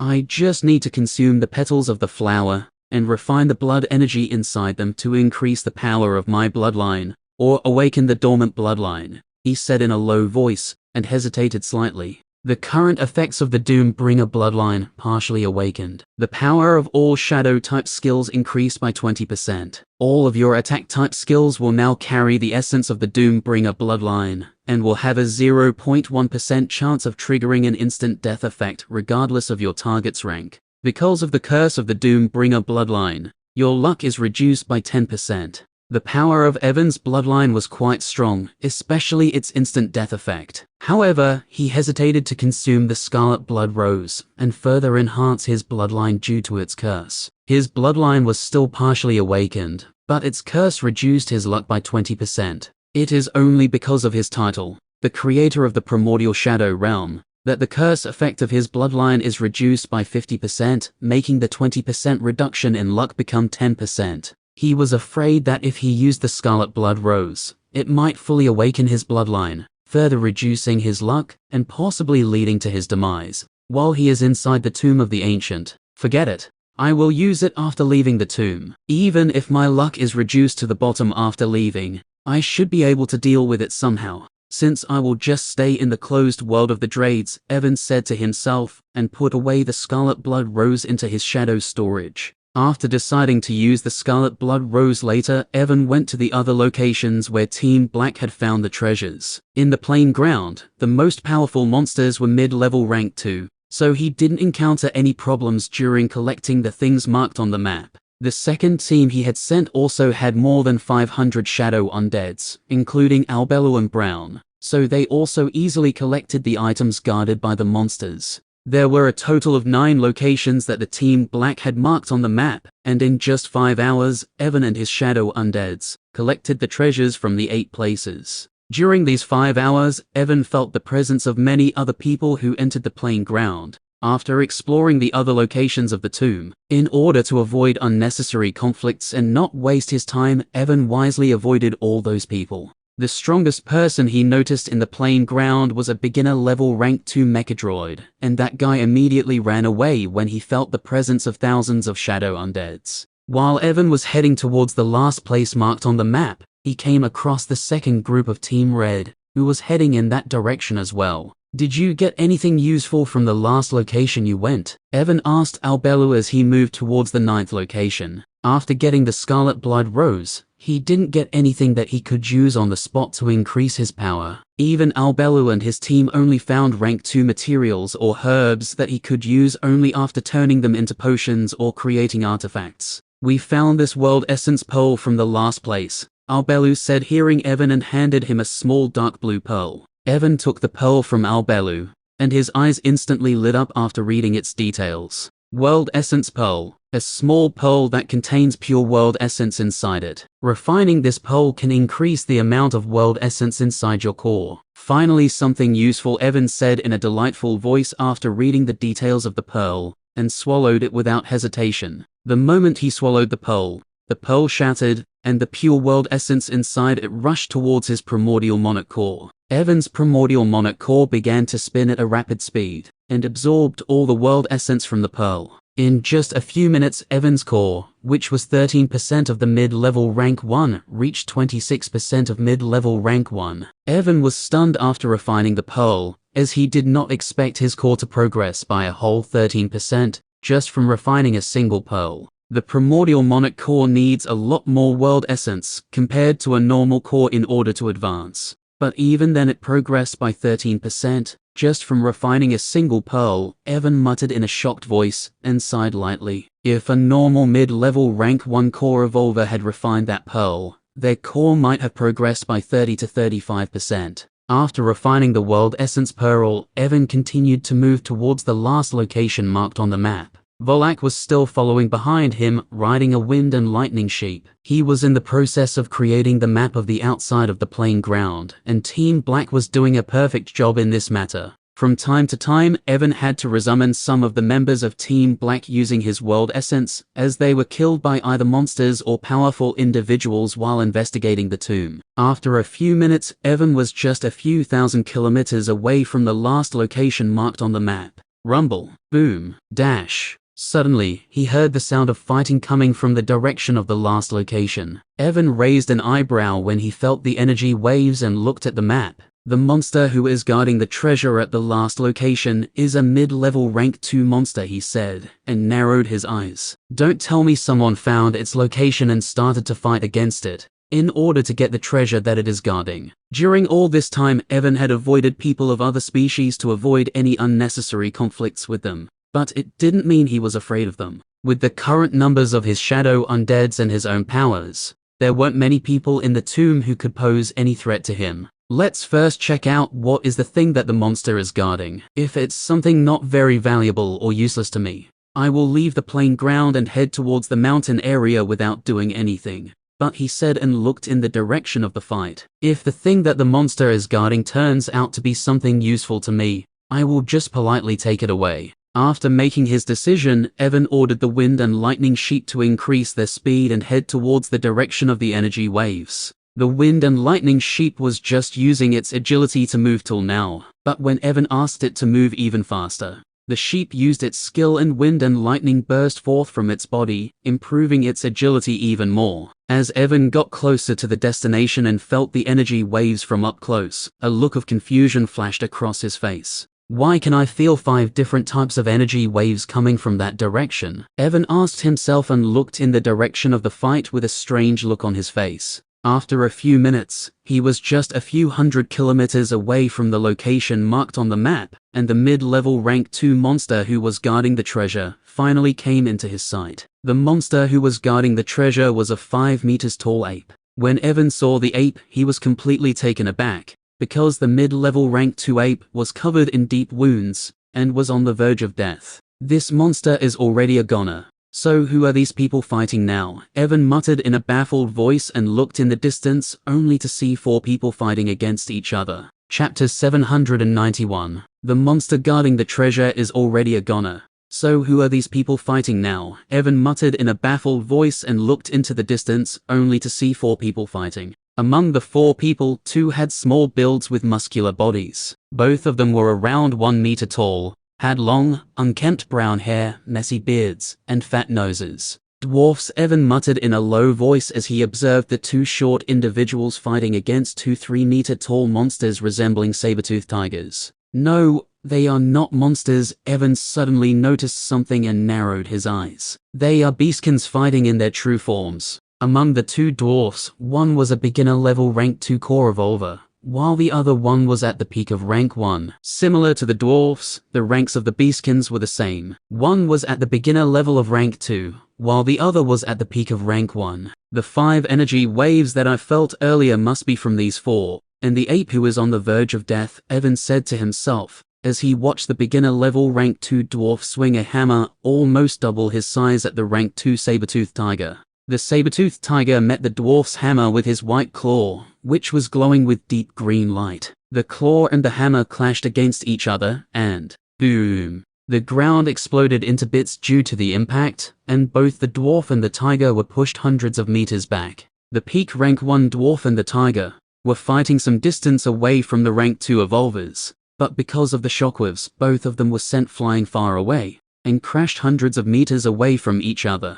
I think these dwarfs and the beastkins collaborated with each other to fight against the mid-level rank 2 ape to get their hands on the treasure it was guarding, and after defeating it, they started to fight against each other, Evan said in a light voice and shook his head. He ignored the dwarfs and the beastkins who were fighting, and looked at the place where the mid-level rank 2 ape was lying on the ground. The aura of the ape was at the very bottom, and it was just a step away from entering the cycle of reincarnation. Where is the thing it was guarding? Evan carefully used his spiritual senses so that the people fighting wouldn't notice him, and scanned the area around the ape. Soon, he noticed some unusual fluctuations coming from a small boulder, and focused his spiritual senses on it. Upon looking at the boulder using his spiritual senses, Evan saw a small white plant growing at its bottom. The plant was shrouded in a thin veil of the world essence, and a white berry-sized fruit was growing on it. Surprisingly, even while facing the powerful shockwaves that could kill even S-rankers,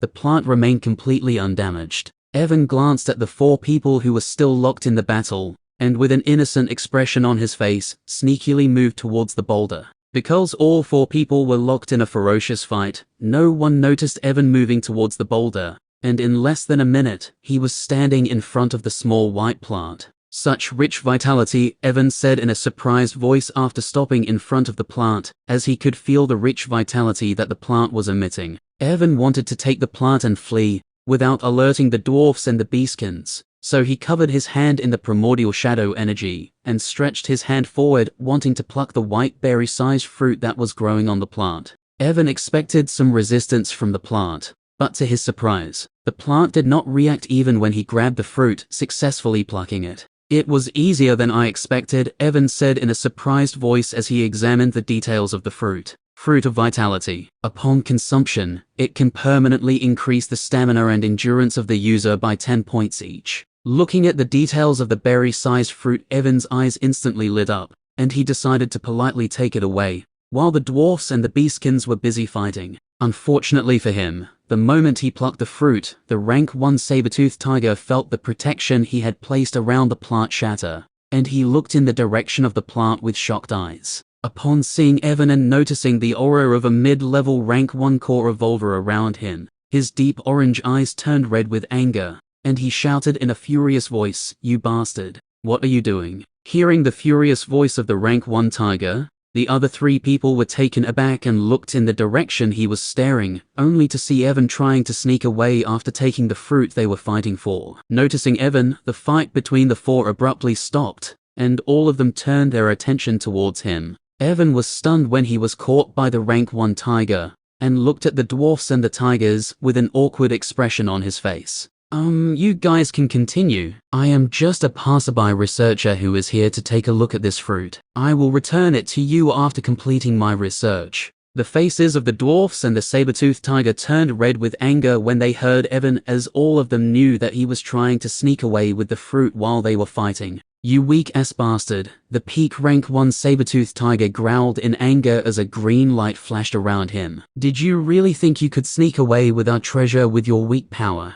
The tiger took a step forward and instantly appeared before Evan, who was nearly 500 meters away. "Since you are a researcher, you can continue your research in the afterlife," he shouted with a menacing grin on his beast-like face, and swept his claw at Evan at lightning speed, wanting to behead him. Evan's eyes followed the movements of the tiger's claw as it inched closer towards his neck. "And here I thought I would be able to take away this fruit without resorting to violence." Just as the claw of the peak rank 1 tiger was about to behead Evan, the tiger heard Evan's sighing voice, and noticed him dodging his claw by ducking down at lightning speed. What the peak rank 1 tiger was completely stunned, as it did not understand how Evan, who was just a mid-level rank 1 core revolver, could dodge his attack. But the tiger didn't get the chance to think about it, as after ducking down, Evan looked at the tiger with a smirk on his face, and punched it right in its chin, sending it flying high into the sky. Crack! The sound of jaw cracking rang out throughout the surroundings, and the tiger flew more than 100 meters high in the sky, while spraying out its dark red blood. Chapter 792. Here bang! With a loud sound, the 3-meter-tall body of the rank 1 saber-toothed tiger dropped from the sky in front of the rank 2 dwarf, creating a 3-meter-wide and 1-meter-deep crater.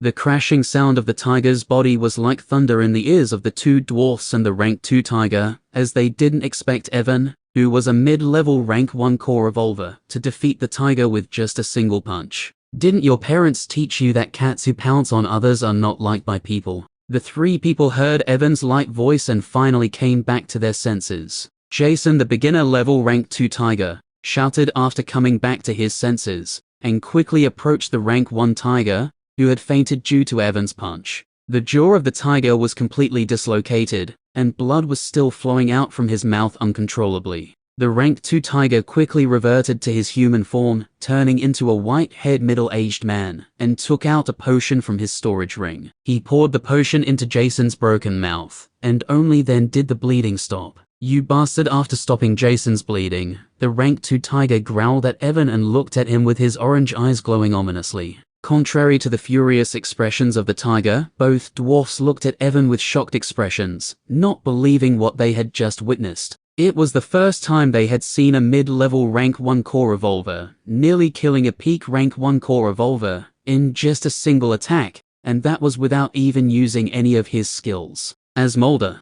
the beginner-level rank 2 dwarf, looked at Evan's appearance, something clicked in his mind, and his eyes nearly popped out of their sockets. You are the thief who stole the Enlightenment Stone from the Blood Moon auction house." Hearing Mulder's shocked voice, Evan looked at him without any change in expression, as he was already expecting people to recognize him, since he hadn't changed his appearance upon entering the tomb. From Sylvan, he knew that his photo had already spread throughout Utopia, and many people knew about him due to the high bounty on his head. Evan didn't alter his appearance after entering the tomb, because he had a plan in mind. What, he is that thief? Bruce, the rank 2 tiger, was stunned when he heard Mulder. The peak rank 1 dwarf was also shocked, as he did not expect to encounter Evan in the tomb. "I am not a thief. As I told you before, I am a researcher, and similar to what I am doing now. I just borrowed that Enlightenment Stone for my research purpose." Evan refuted Mulder's words in a calm voice, as if what he was saying was completely normal. Seeing Evan still pretending to be a researcher, all 3 of them wanted to beat him up,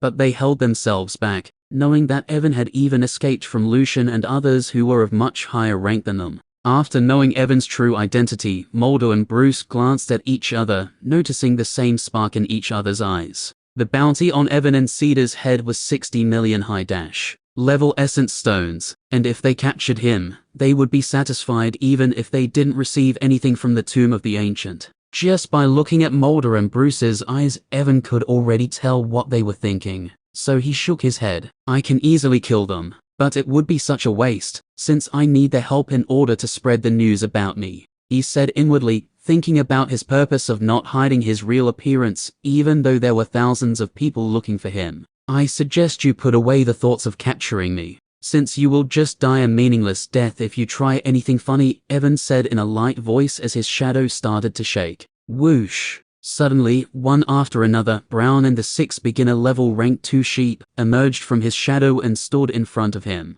"If you try anything funny, these guys will rip you to shreds without showing any mercy," Evan warned as the 7 auras of beginner-level rank 2 monsters locked down on them, scaring the sh*t out of Mulder and the others. Evan actually had 3 more beginner-level rank 2 monsters inside his shadow storage, whom he created while collecting the treasure from the other locations, but he did not release them as it was completely unnecessary. What the hell are these monsters?" Bruce asked in a shocked voice as he felt the gazes of Brown and the sheep on him. "See, these guys are my assistants and similar to me, they also like doing research. I am a peaceful guy who doesn't like violence. But these guys," Evan said and shook his head. "All of these guys are violent maniacs who would kill anyone who dares to come in the way of their research." Mulder and the others gulped down their saliva hearing Evan and looked at Brown and the others with fearful looks on their faces. "Now, do you still want to catch me or want to take back this fruit, which is my research subject for today?" Evan asked in a serious voice. Hearing Evan, Mulder and the others cursed inwardly and immediately shook their heads. Looking at the menacing looks of Brown and the sheep, they were sure that they would be killed immediately if they tried to refuse Evan. "Wow, you guys are really nice people. Since you don't want this fruit, I will keep it for my research purpose," Evan said, and tossed the vitality fruit into his shadow storage. After storing away the fruit, he waved his hand at Mulder and the others, and nodded his head.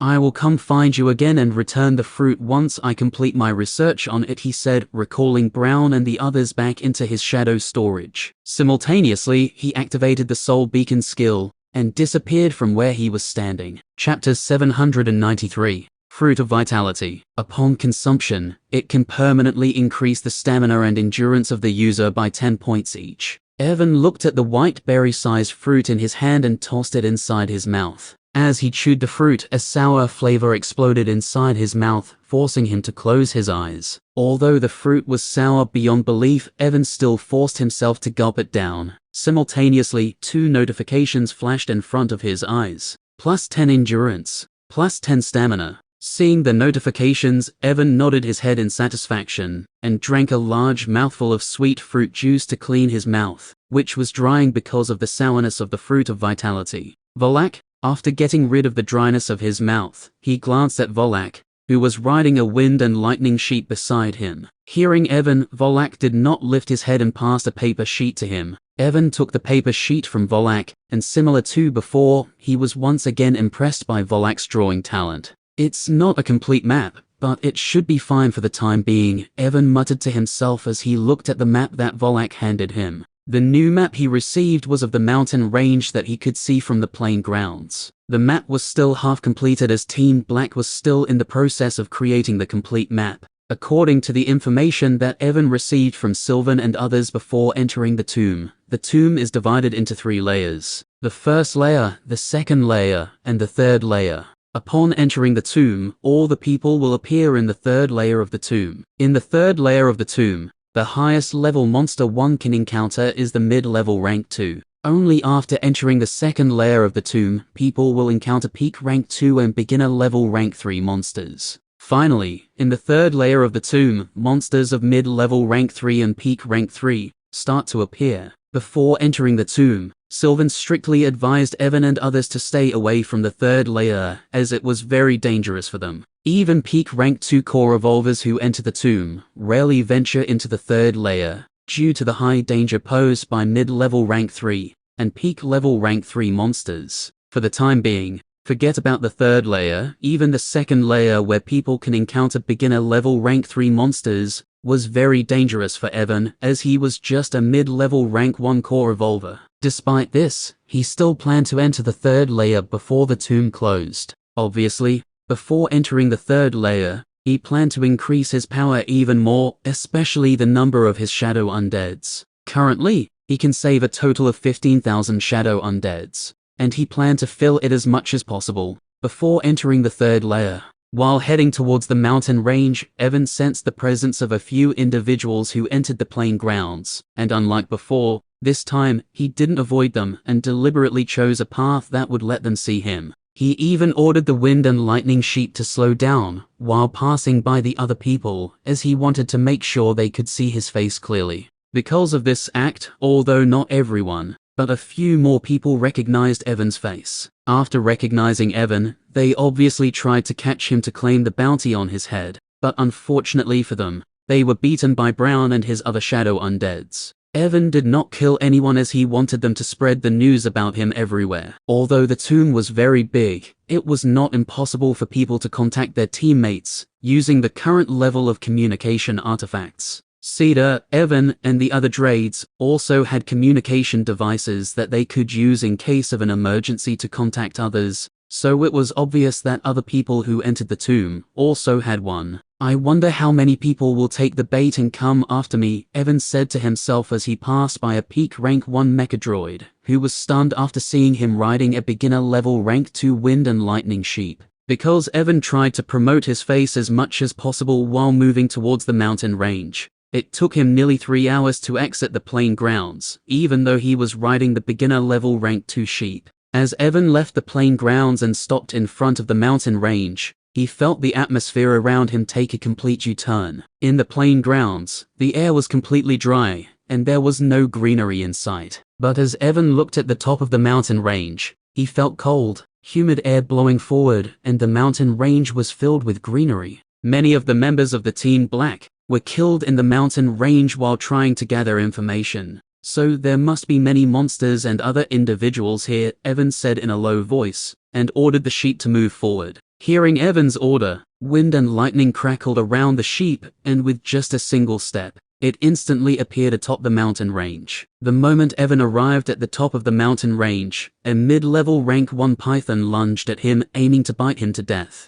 Crackle! But before the python could even touch his skin, Lightning erupted from the body of the sheep and charred the mid-level rank 1 python, killing it instantly. Evan glanced at the dead body of the python and absorbed its soul using the soul absorption skill, as he still wanted to create an even more powerful soul beacon. After absorbing the soul of the python, Evan patted the sheep, and it sprinted forward, heading deeper into the mountain range. Chapter 794. Mulder used his spiritual senses to look for Evan once he disappeared, but to his surprise, he wasn't able to find him, even though his spiritual senses could cover an area of more than 10,000 kilometers. Just what kind of freak was that guy? Mulder muttered in a low voice when he wasn't able to find Evan even by using his spiritual senses, and realized he was already far away from the reach of his spiritual senses. He glanced at Bruce, who was tending to the rank 1 tiger, and his eyes flashed. Currently, Bruce's complete focus was on the rank 1 tiger,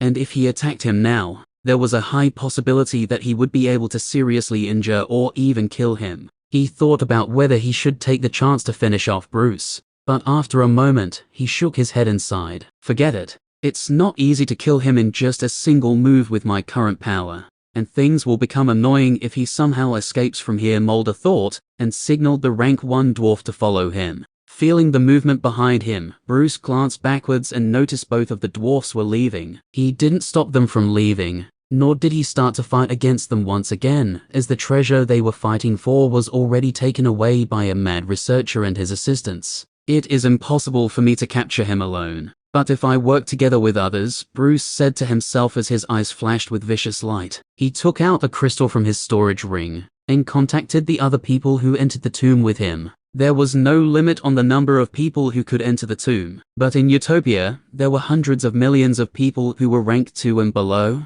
and were qualified to enter the tomb. Although the tomb of the ancient was huge and filled with resources, it was still impossible for it to have resources for all the rank 2 and below evolvers of Utopia. In order to not deplete all the resources of the tomb by allowing millions of people to enter, the factions of Utopia created rules regarding the entrance permit. The top factions of Utopia, like the faction of vampires, mechadroids, demons, dragons, phoenix, elves, and other top factions, had a quota of 1,000 entries, which means they could send 1,000 people each wherever the tomb opens. The number of people a faction could send to the tomb depended on their power. For example, the faction of orcs could send only 300 people, which was quite low compared to the top factions of Utopia. Of course, normal people can also enter the tomb, but in order to enter the tomb, they have to buy an entry pass, and the price of the entry pass is not low. These skins were ruled by Akosha, one of the 5 monarchs, so it was natural they had a quota of 1,000, and Bruce entered the tomb with them. Although he wasn't familiar with every single beastkins who entered the tomb with him, he still had connections with quite a few powerful people. Among the people Bruce contacted, there were even a few who were at mid-level rank 2, so he was certain that once he found Evan once again, he would be able to capture him successfully. Just wait, I will definitely do some research on your body once I capture you, Bruce said, looking at the unconscious rank 1 tiger with an annoyed expression on his face. When will this bastard wake up? Similar to Bruce, Mulder also contacted the people who entered the tomb with him. Dwarfs were a subrace of mechadroids, which means the kingdom of dwarfs came under the jurisdiction of mechadroids. Although dwarfs were not a top faction, they still had a quota of 700, and Mulder was familiar with most of the dwarfs who entered the tomb with him. Not only that, he even had contact with many mechadroids and other people, as he was quite good at socializing, unlike a certain someone. Although Mulder had contact with many people, he did not inform everyone about Evan, as he would have to divide the reward with them if he called everyone for help. For now, he only called a few powerful dwarfs whom he believed were more than enough to capture Evan. Just like Bruce and Mulder, some other people whom Evan deliberately showed his face while leaving the plain grounds also contacted their friends. Considering the fact that even Arden and Solara had difficulty taking out the amount of 60 million high-level essence stones during the auction, it was clear that it wasn't a small amount. So most of the people who received news about Evan immediately decided to try their luck. In just a few hours, the news about Evan spread among many people who entered the Tomb of the Ancient. Even some of the peak rank 2 evolvers who entered the tomb decided to go after Evan after hearing about him. When he told me about this before entering the tomb, I thought he was just joking. Cedar muttered and shook his head, after hearing the news about Evan from the people he met just a moment ago. To think he is planning to mess with all the people who entered the tomb, even though he is not even at the peak of rank 1. Cedar thought about contacting Evan and asking him to stop doing what he was planning to do, as he knew it was quite dangerous. But when he thought about Evan's shadow undeads and his unusually overpowered skills, he sighed and decided to put all of these thoughts to the back of his mind. Well, he also has a communication crystal, so he would call me if he encountered any danger, Cedar said, and looked into the distance where he could see an unusual black aura covering the sky. If I continue to move at my current pace, I should be able to reach the second layer by the end of tomorrow. Chapter 795. It will be difficult, Evans said, gazing at a water pond that was around 2 kilometers in diameter. In the middle of the pond, a small silver-colored lotus flower was blooming, radiating high spiritual power. The name of the silver lotus was Soul Lotus, and it was a mid-level rank 3 flower. Just by refining this flower, a normal beginner level rank 1 core evolver can boost their spiritual power to the peak of rank 1. Evan was currently a mid-level rank 1 core evolver, but his spiritual power was already slightly higher than that of a peak rank 1 core evolver. He was sure that by refining the Soul Lotus, he would be able to push his spiritual power to the beginner level of rank 2. But the problem was that it was not easy to collect the Soul Lotus, which was a rank 3 treasure. The Soul Lotus was a spiritual flower with a high level of spirituality. Besides spiritual power, it was highly sensitive to any other foreign energy, and if Evan tried to get close to it, the lotus would immediately release all of its stored spiritual power into the atmosphere and wither. The only way to collect the Soul Lotus flower was to use your spiritual energy and form a bond with its spirituality. Once you form a bond with it using your spiritual power, it won't wither when you try to collect it. But in order to form a bond with the Soul Lotus, you needed to have spiritual power equivalent to that of a mid-level rank 2 core evolver. Evan's spiritual power was way higher than that of any other person in the same rank. But even then, it was impossible for him to collect the lotus with his current spiritual power.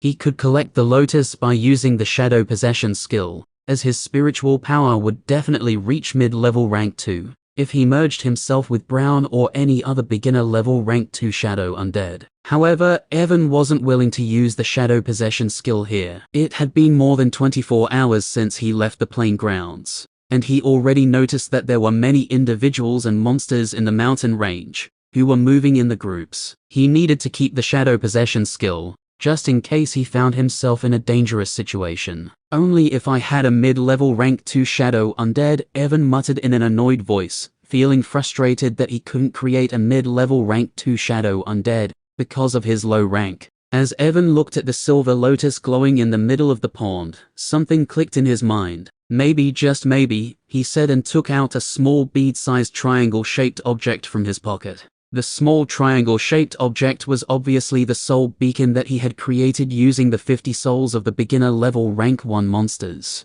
As Evan looked at the beacon closely, he only felt concentrated spiritual power inside it. It should be doable, he said, looking at the beacon, and took a deep breath. He glanced at the silver-colored lotus in the middle of the pond and threw the beacon towards it. The moment Evan threw the beacon towards the lotus reacted and started to shake. Evan's heart skipped a beat when he saw the lotus's reaction, but luckily, the lotus didn't immediately release its spiritual power into the atmosphere, thinking that the concentrated spiritual power that was approaching it wanted to form a bond with it. In less than a second, the small beacon arrived in the proximity of the Soul Lotus, and the lotus finally realized something was wrong with the concentrated spiritual power approaching it. When the beacon was just a meter away from the lotus, the flower sensed that the concentrated spiritual power approaching it was a mix of tens of different kinds of spiritual power, as if someone had merged many different kinds of souls into one. Upon realizing something was amiss, the lotus wanted to release all of its power into the atmosphere and self-destruct.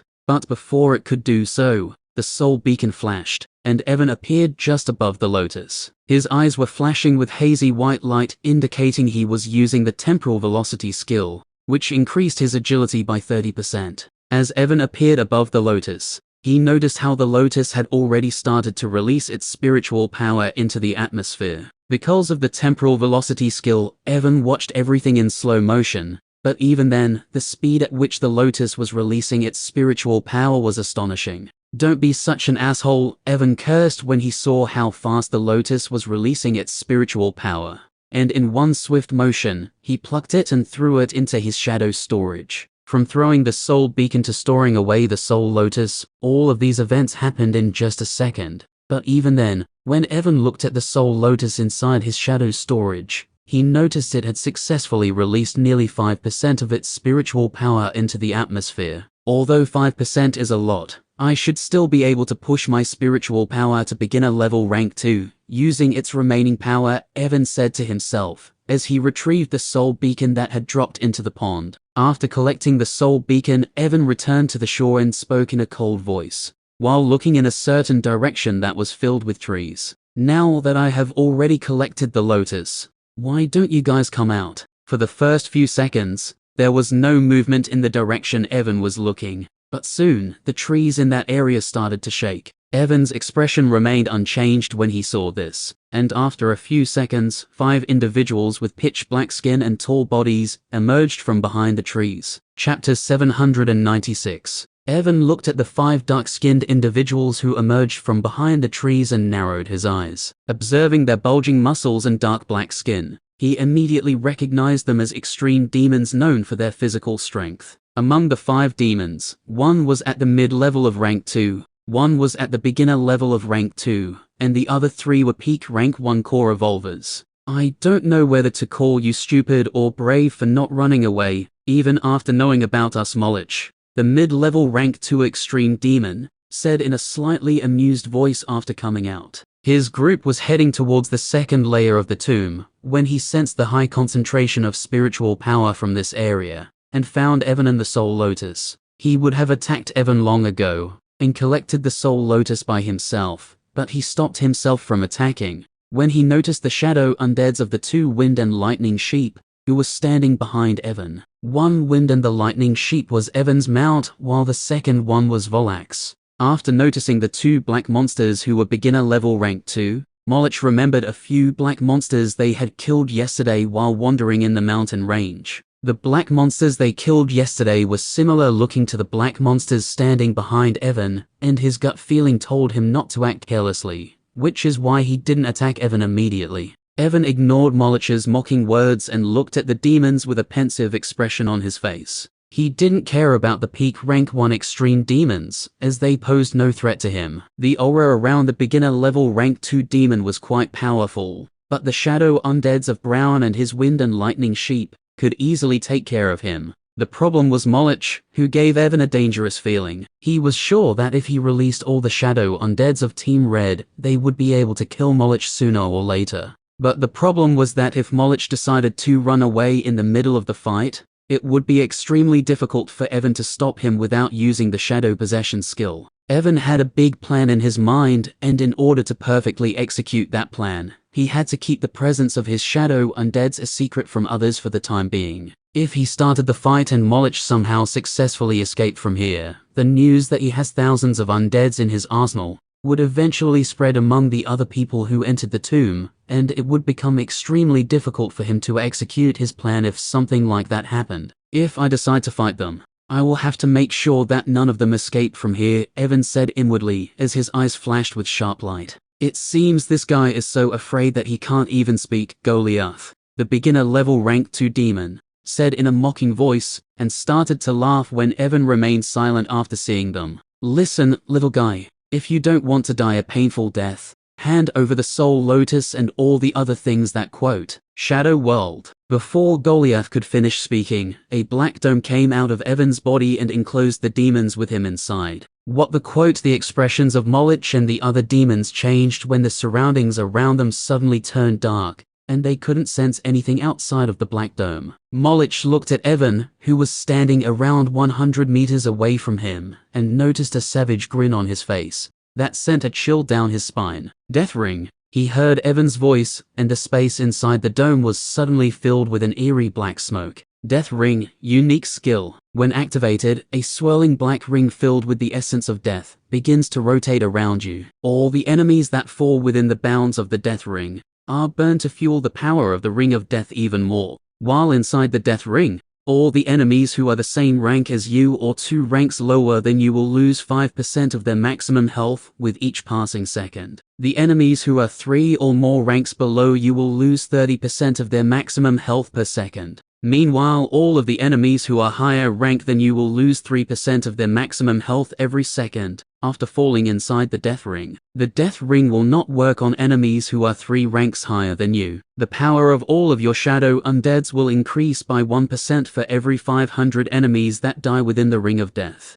Your shadow undeads can receive a maximum boost of 100% because of the Death Ring. The starting range of the Death Ring is 3 kilometers. And for every 1,000 enemies that die within the Death Ring, the range of the swirling Death Ring will increase by 1 kilometer. The maximum range that Death Ring can reach is 20 kilometers. The moment Death Ring was activated, all the extreme demons, except Molich, started to lose their life force. Feeling the black smoke sucking away their life force, a look of terror crossed the faces of the demons, and they tried to protect themselves using the World Essence. Goliath, the beginner level rank 2 demon, successfully stopped the effect of the Death Ring using the World Essence, but the power of the other 3 beginner level rank 1 demons was insufficient to counteract the Death Ring's effect. Even after using the World Essence, they continued to lose their life force with each passing second. The demons wanted to run away from the Death Ring, but because of the Shadow World, escape was impossible.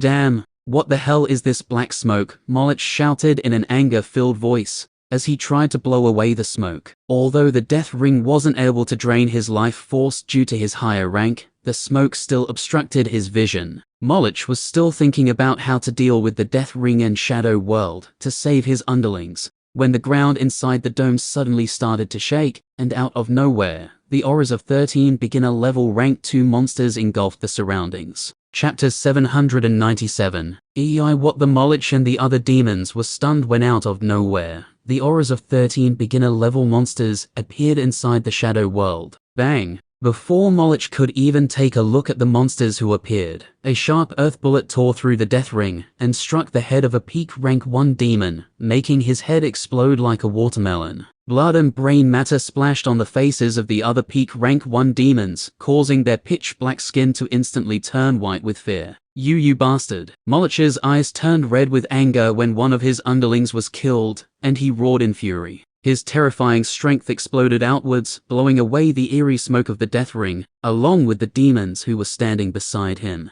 The 2 peak rank 1 demons coughed up blood due to Molich's heavy aura. Meanwhile, Goliath, the beginner level rank 2 demon, just felt a slight heaviness in his chest. Although his underlings were injured due to his outburst, Molich didn't care as he successfully blew away the Death Ring using his power. Once the Death Ring was blown away, Molich and the others' vision cleared, and they finally saw Evan standing at the opposite end of the Shadow World, along with Brown, Wind and Lightning Sheep, and 5 more beginner level rank 2 shadow undeads. What the hell are you? Molich felt his heart turn cold when he saw 13 beginner level rank 2 shadow undeads, and got goosebumps all over his body. Goliath and the other demons also got goosebumps all over their bodies, as unlike Molich, they had no confidence in surviving against the 13 beginner level rank 2 shadow undeads. Don't be surprised, Evan smirked when he saw the shocked expressions of the demons, and the eerie black smoke of the Death Ring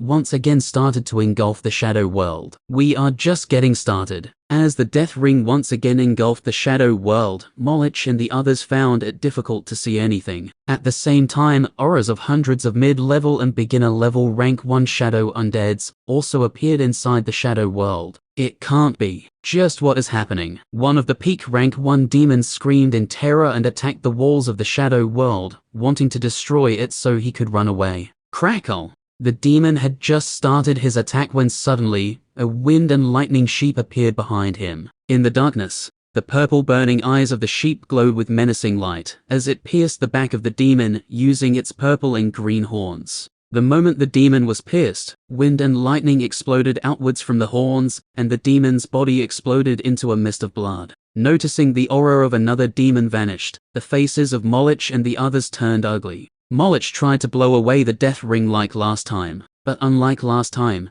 this time Evan used the power of the Shadow World, and barely managed to maintain it. "Ignore the mid-level rank 2 demon and finish off the rest," Evan said to his shadow undeads in a serious voice, and used the power of Shadow World once again. Goliath and the remaining peak rank 1 demon was standing near Molich, as he was the only one who could protect them from the hidden attacks. But suddenly, a black power engulfed Goliath and the peak rank 1 demon, and both of them disappeared from beside Molich. When Goliath and the peak rank 1 demon regained their senses, they found themselves standing in the middle of a group of rank 2 shadow undeads, who were ready to attack. "Wait a moment," Goliath screamed in terror when he found himself standing in the middle of a group of more than 10 rank 2 shadow undeads. But before he could finish his words, he was bombarded by attacks and died on the spot. The peak rank 1 demon followed after Goliath, and he died as well. Beads of sweat formed on Evan's forehead,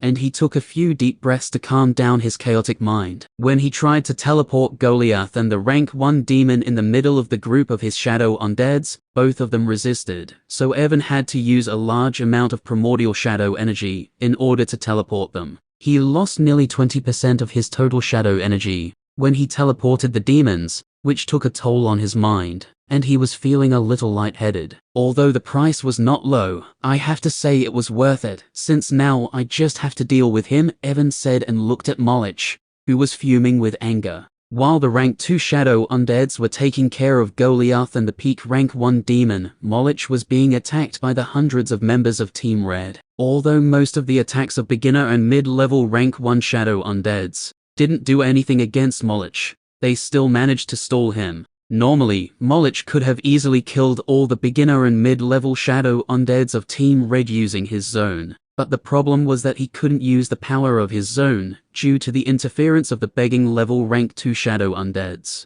The 13 beginner level rank 2 shadow undeads had released their zone inside the shadow world the moment they were summoned. Although their zone was way weaker than Molich's zone, they still managed to stop the power of his zone using the power of friendship. Moreover, Evan could control most of the things inside the shadow world as long as he provided it with enough energy. So he also helped his shadow undeads surpass the power of Molich's zone. Once Goliath and the last rank 1 demon were killed, the rank 2 shadow undeads also started to attack Molich, making it difficult for him to defend himself. "If things continue like this, I will definitely die here," Molich thought inwardly, and a look of resolution flashed inside his eyes. "I never thought I would have to use it against someone who is not even at the peak of rank 1, he said, looking at Evan, and suddenly a powerful aura burst outward from his body. "Your authority, body empowerment has been activated. Your strength and defense has been increased by 400% for the next 30 seconds. Chapter 798. Body Empowerment Authority. Upon activation, increases the user's strength and physical defense by 400% for the next 30 seconds. During the effective period of the authority, the user's spiritual defense will be decreased by 50%. This authority can be used once every 15 days. The moment Molich activated his authority, a terrifying aura burst outward from his body, and all the beginner-level rank 1 shadow undeads who were standing near him were torn to shreds just by the sheer amount of pressure that came out of his body. After activating his authority, Molich ignored the shadow undeads and looked at Evan, who was at the opposite end of the shadow world. When Molich looked at him, all the hair on Evan's body stood on end, and he immediately used the teleportation power of the shadow world to shift his position. The moment Evan shifted his position, a terrifying force came crashing down at the place he was standing a moment ago, blowing away everything inside the shadow world. Evan appeared at the other end of the shadow world and looked at Molich, who appeared at the place he was a moment ago.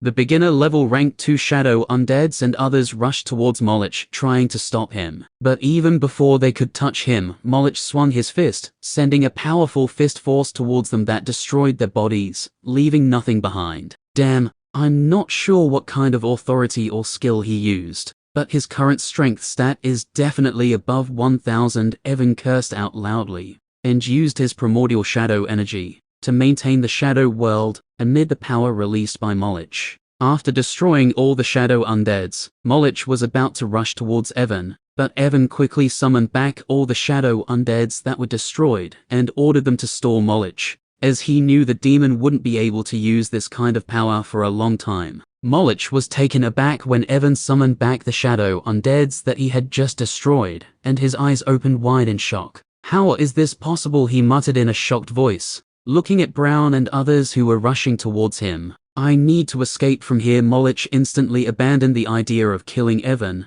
when he saw the shadow undeads appearing once again, and decided to run away, as the body empowerment authority could only last for 30 seconds. He turned around and attacked the wall of the shadow world, ignoring the attacks of the shadow undeads. F***K Evan couldn't help but curse, as his primordial shadow energy started to decrease at a rapid speed, due to Molich's attack. Shadow World. Create a small world using the power of primordial shadow energy. Inside the shadow world, you can use the power of shadows at your will. The shadow world required Evan to use the primordial shadow energy instead of world essence. The consumption of the shadow world was already very high. Moreover, now that Molich was trying to destroy the shadow world, Evan had to use even more energy, just to make sure that the shadow world wouldn't collapse. Gobu Madness Induction. "We can't let him run away," Evan shouted in a desperate voice, knowing that only the Madness Induction skill could stop Molich from fleeing by messing with his mind. Evan had already noticed how Molich's spiritual energy became completely chaotic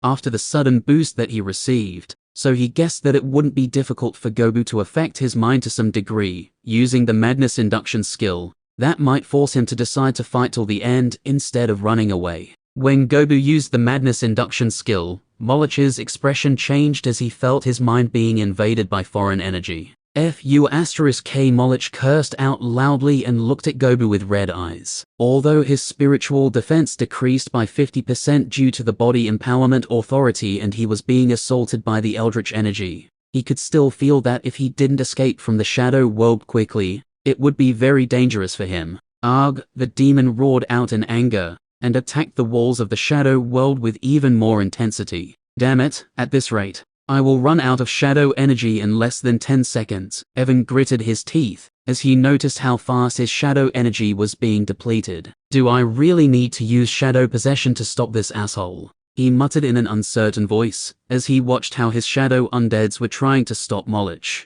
But their attacks were completely useless against him due to the 400% increase in his defense. The Madness Induction was effective and Molich's eyes were slowly losing rationality. But Evan knew that it wasn't enough, and Molich would soon destroy the shadow world. "Seems there is no other way," he said after a moment, and looked at Molich with cold eyes. Although he knew his strength would still be way below Molich's even after using the shadow possession skill, he had enough confidence in stopping him by using his spiritual skill, Fear. Molich's current spiritual power was very unstable, so Evan was sure that it wouldn't be difficult for him to kill Molich, just like how he had killed the wind and lightning sheep using the Fear skill. Shadow pulses. Crack, crack. Evan was about to use the shadow possession skill when he suddenly heard the sound of something cracking and stopped. He looked in the direction of the sound and saw the space in front of Gobu was collapsing and a dimensional rift was forming there. As the dimensional rift formed in front of Gobu, a chilling sensation engulfed the entire shadow world and whoosh! Suddenly, a large amount of eldritch energy gushed out of the dimensional rift. What the hell is happening? Evan got goosebumps all over his body as the entire shadow world started to fill with eldritch energy. Your shadow undead Gobu has activated the unique skill, Eldritch Horror Dimensional Rift. The Eldritch Horror Dimensional Rift is being affected due to the influence of Path to Origin. Chapter 799. Why your shadow undead Gobu has activated the unique skill, Eldritch Horror Dimensional Rift. The Eldritch Horror Dimensional Rift is being affected due to the influence of Path to Origin. Huh? Evan looked at the two notifications that flashed before him, and his eyes opened wide in shock. Eldritch Horror Dimensional Rift. He muttered in a shocked voice, feeling goosebumps all over his body, due to the large amount of eldritch energy gushing out of the rift. Eldritch Horror Dimensional Rift, unique skill. By using the eldritch energy you can open a small rift to other planes of existence, allowing you to summon one eldritch horror for 30 minutes. The Eldritch Horror Dimensional Rift is highly unstable,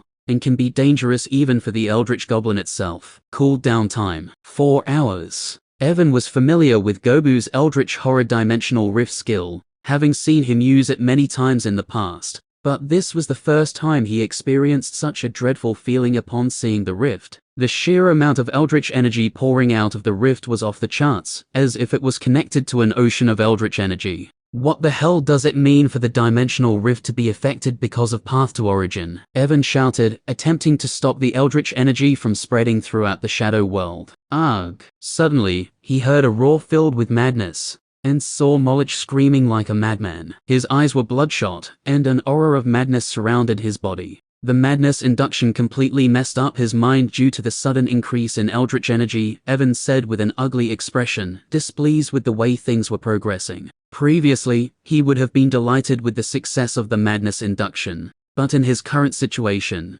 where he didn't know what was wrong with the eldritch dimensional rift, he didn't want to deal with a mad demon. Bar dum, dash. Suddenly, Evan's heart started beating like crazy, and a dreadful feeling like never before engulfed his body. Cold sweat appeared on his forehead, and he noticed his entire body was shaking. What is happening? Evan muttered in a trembling voice, looking at the rift from where the eldritch energy was gushing out. Bar dum, dash. At first, Evan thought his heart, which was covered in the outline of the Rune of Origin, was beating like crazy, because of the so-called Path to Origin, similar to how it was beating in excitement when he ventured into the Essence Stone mine inside the sealed world of Drades. But when he looked at the dimensional rift, he realized his heart wasn't racing with excitement due to the Path to the Origin, it was beating like a drum, because of the impending doom that he was about to face. *T Gobu, close that *King rift, Evan shouted desperately, and stopped using the Shadow World skill. I don't know what's happening, but I can't control the rift, Gobu replied in a terrified voice, as he could also sense something terrifying was hiding behind the flood of the eldritch energy. Damn it, Evan cursed upon hearing Gobu's response, and swiftly appeared near the dimensional rift. I will kill you. Evan had just appeared in front of the rift when suddenly, Molich charged toward him with bloodshot eyes, as if intent on tearing him to pieces. Evan's shadow undeads tried to stop him, but they were all blasted away by the frenzied charge of the demon. You bastard. Can't you read the situation? Evan cursed when he saw Molich charging towards him, and dodged his bull-like rush. After evading Molich, Evan wanted to use the shadow possession skill immediately, but before he could, the dimensional rift suddenly began to shake, and, whoosh, a deep red-colored tentacle shot out of it. The moment the tentacle emerged, everyone within thousands of kilometers of the area around the rift, including Evan and Molich, froze in place.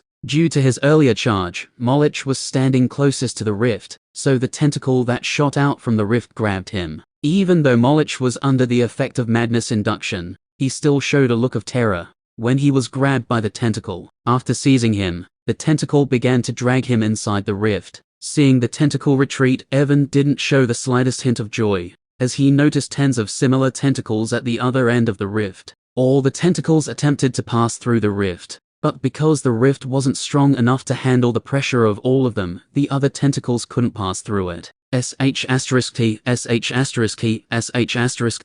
I need to close this rift or get away from here, Evan screamed inwardly and struggled to move his body, which was frozen due to the chilling aura of the tentacle and the eldritch energy emanating from the rift. He wasn't sure what kind of eldritch creature was on the other end of the rift, but just sensing the dreadful aura emitted by the creature's single tentacle, Evan was certain that the eldritch creature was at least rank 4 or even a rank 5 being. What kind of *Ked up thing is this Path to Origin that influenced Gobu's skill so much that instead of summoning a mid-level rank 1 eldritch horror, he literally summoned this daddy-like figure, quote, Evan shouted out loud, and circulated the primordial shadow energy inside his body, to break free from the restrictions of the chilling aura. As the primordial shadow energy began to flow through his body, albeit with difficulty, he finally managed to move his body. Evan's shadow undeads were also affected by the aura of the eldritch creature, and since none of them possessed something like primordial shadow energy,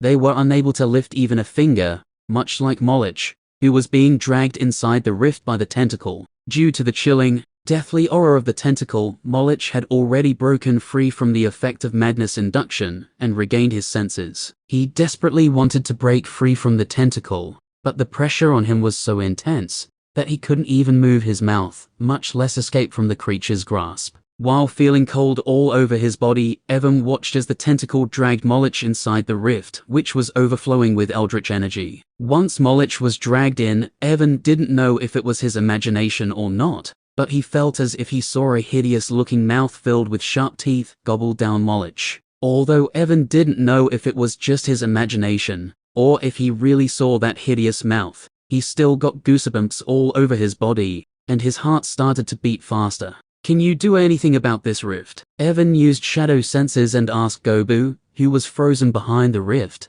Although Gobu couldn't move his body as he was also frozen due to the eldritch creature's aura, he still replied to Evan's question using the link formed by the shadow senses. And hearing his answer, Evan's expression turned extremely ugly. "Damn it, if Gobu can't do anything about it, then should I just run away?" he said to himself as he noticed the tentacle that had dragged Molich inside the rift was once again coming out. No matter how he looked at the situation, Evan's mind was telling him to run away from there as soon as possible. But why is there a feeling in my heart that is telling me that I would regret it if I ran away from here without solving this situation? Evan muttered with an odd look on his face as he watched the tentacle emerging from the rift once again. As the tentacle once again came out of the rift, the pressure in the surrounding area once again increased. Evan looked at the rift, and after gritting his teeth for a few seconds, he rushed toward it. "If this trick doesn't work, I will run away from here without a second thought," he muttered in a low voice and stopped in front of the rift.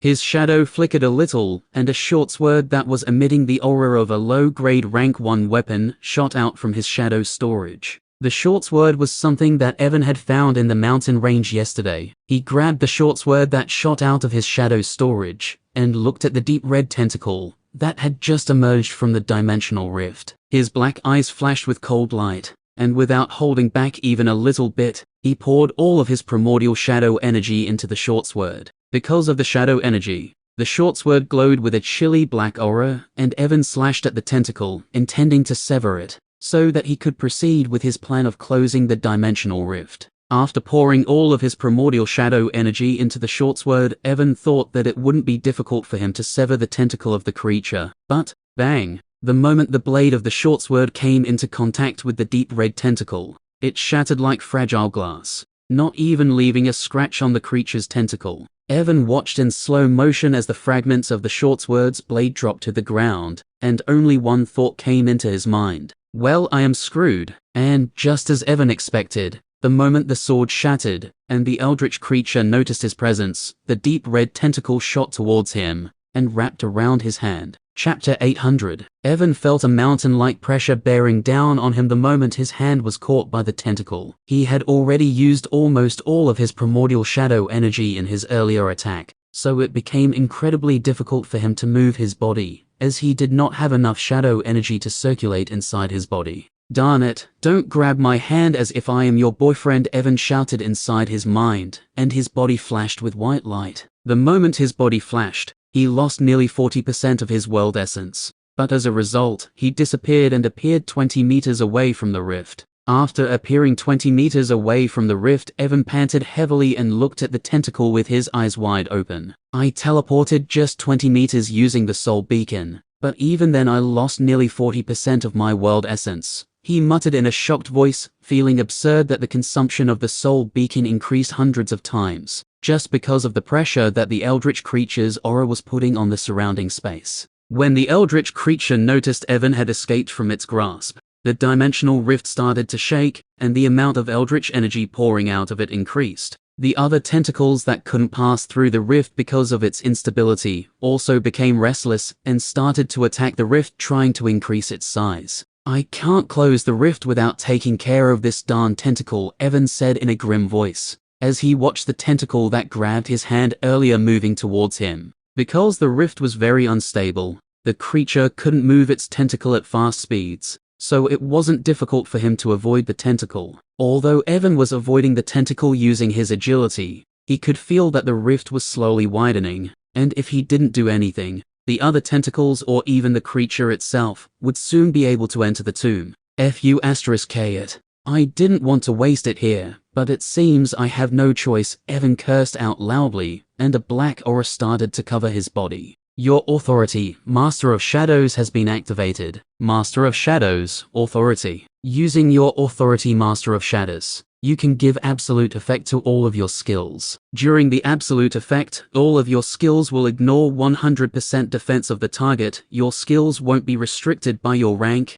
and the chances of the critical hit increase by 75%. After activating the authority, the absolute effect of Master of Shadows will last for 20 seconds. Master of Shadows authority can only be used once a month, and it requires World Essence to activate. After activating the Master of Shadows authority, Evan dodged the creature's tentacle and swiftly appeared in front of the rift once again. With his hand lifted, he used the wind manipulation skill, and the surrounding wind covered his hand, taking the shape of a sharp, long blade. Due to the effect of the Master of Shadows authority, the green-colored wind blade was covered in a faint outline of a black aura, giving it an imposing appearance. Sever. Once Evan's hand turned into a wind blade, he shouted and slashed down at the tentacle that was coming out of the rift. As Evan's hand descended, the creature seemed to realize something, and eldritch energy instantly covered its entire tentacle. Evan scoffed when he saw this and intensified his downward slash with even more force.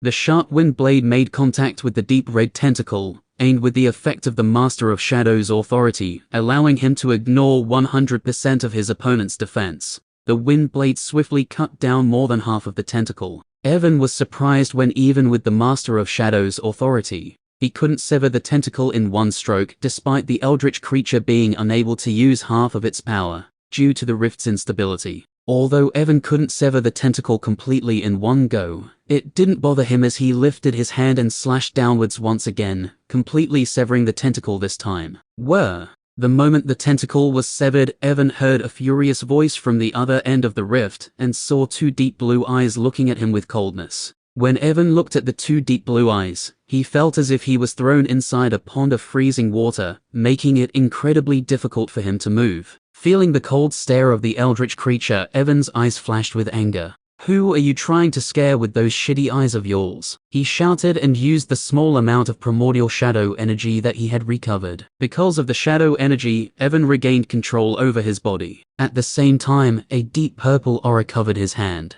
Void Break. The conceptual energy of void inside his core moved as he used the first skill that he had comprehended. Because of Void Break, a void rift opened beside the dimensional rift that Gobu had opened, and both rifts merged into one. Evan had complete control over the void rift that he had opened using the Void Break skill. So when the rift he opened merged with the dimensional rift opened by Gobu, he gained control over the second rift as well. His current understanding of void energy was at 21%, and because of his increased understanding, it took only 5% of his total void energy to open the rift, leaving him with nearly 95% of his void energy. However, the moment Evan gained control over both rifts, his eyes flashed with purple light, and all of his void energy disappeared in an instant. "Close!" he roared loudly, and all the void energy that disappeared from his core covered the rift. Simultaneously, before the creature could send another of its tentacles to interrupt the rift,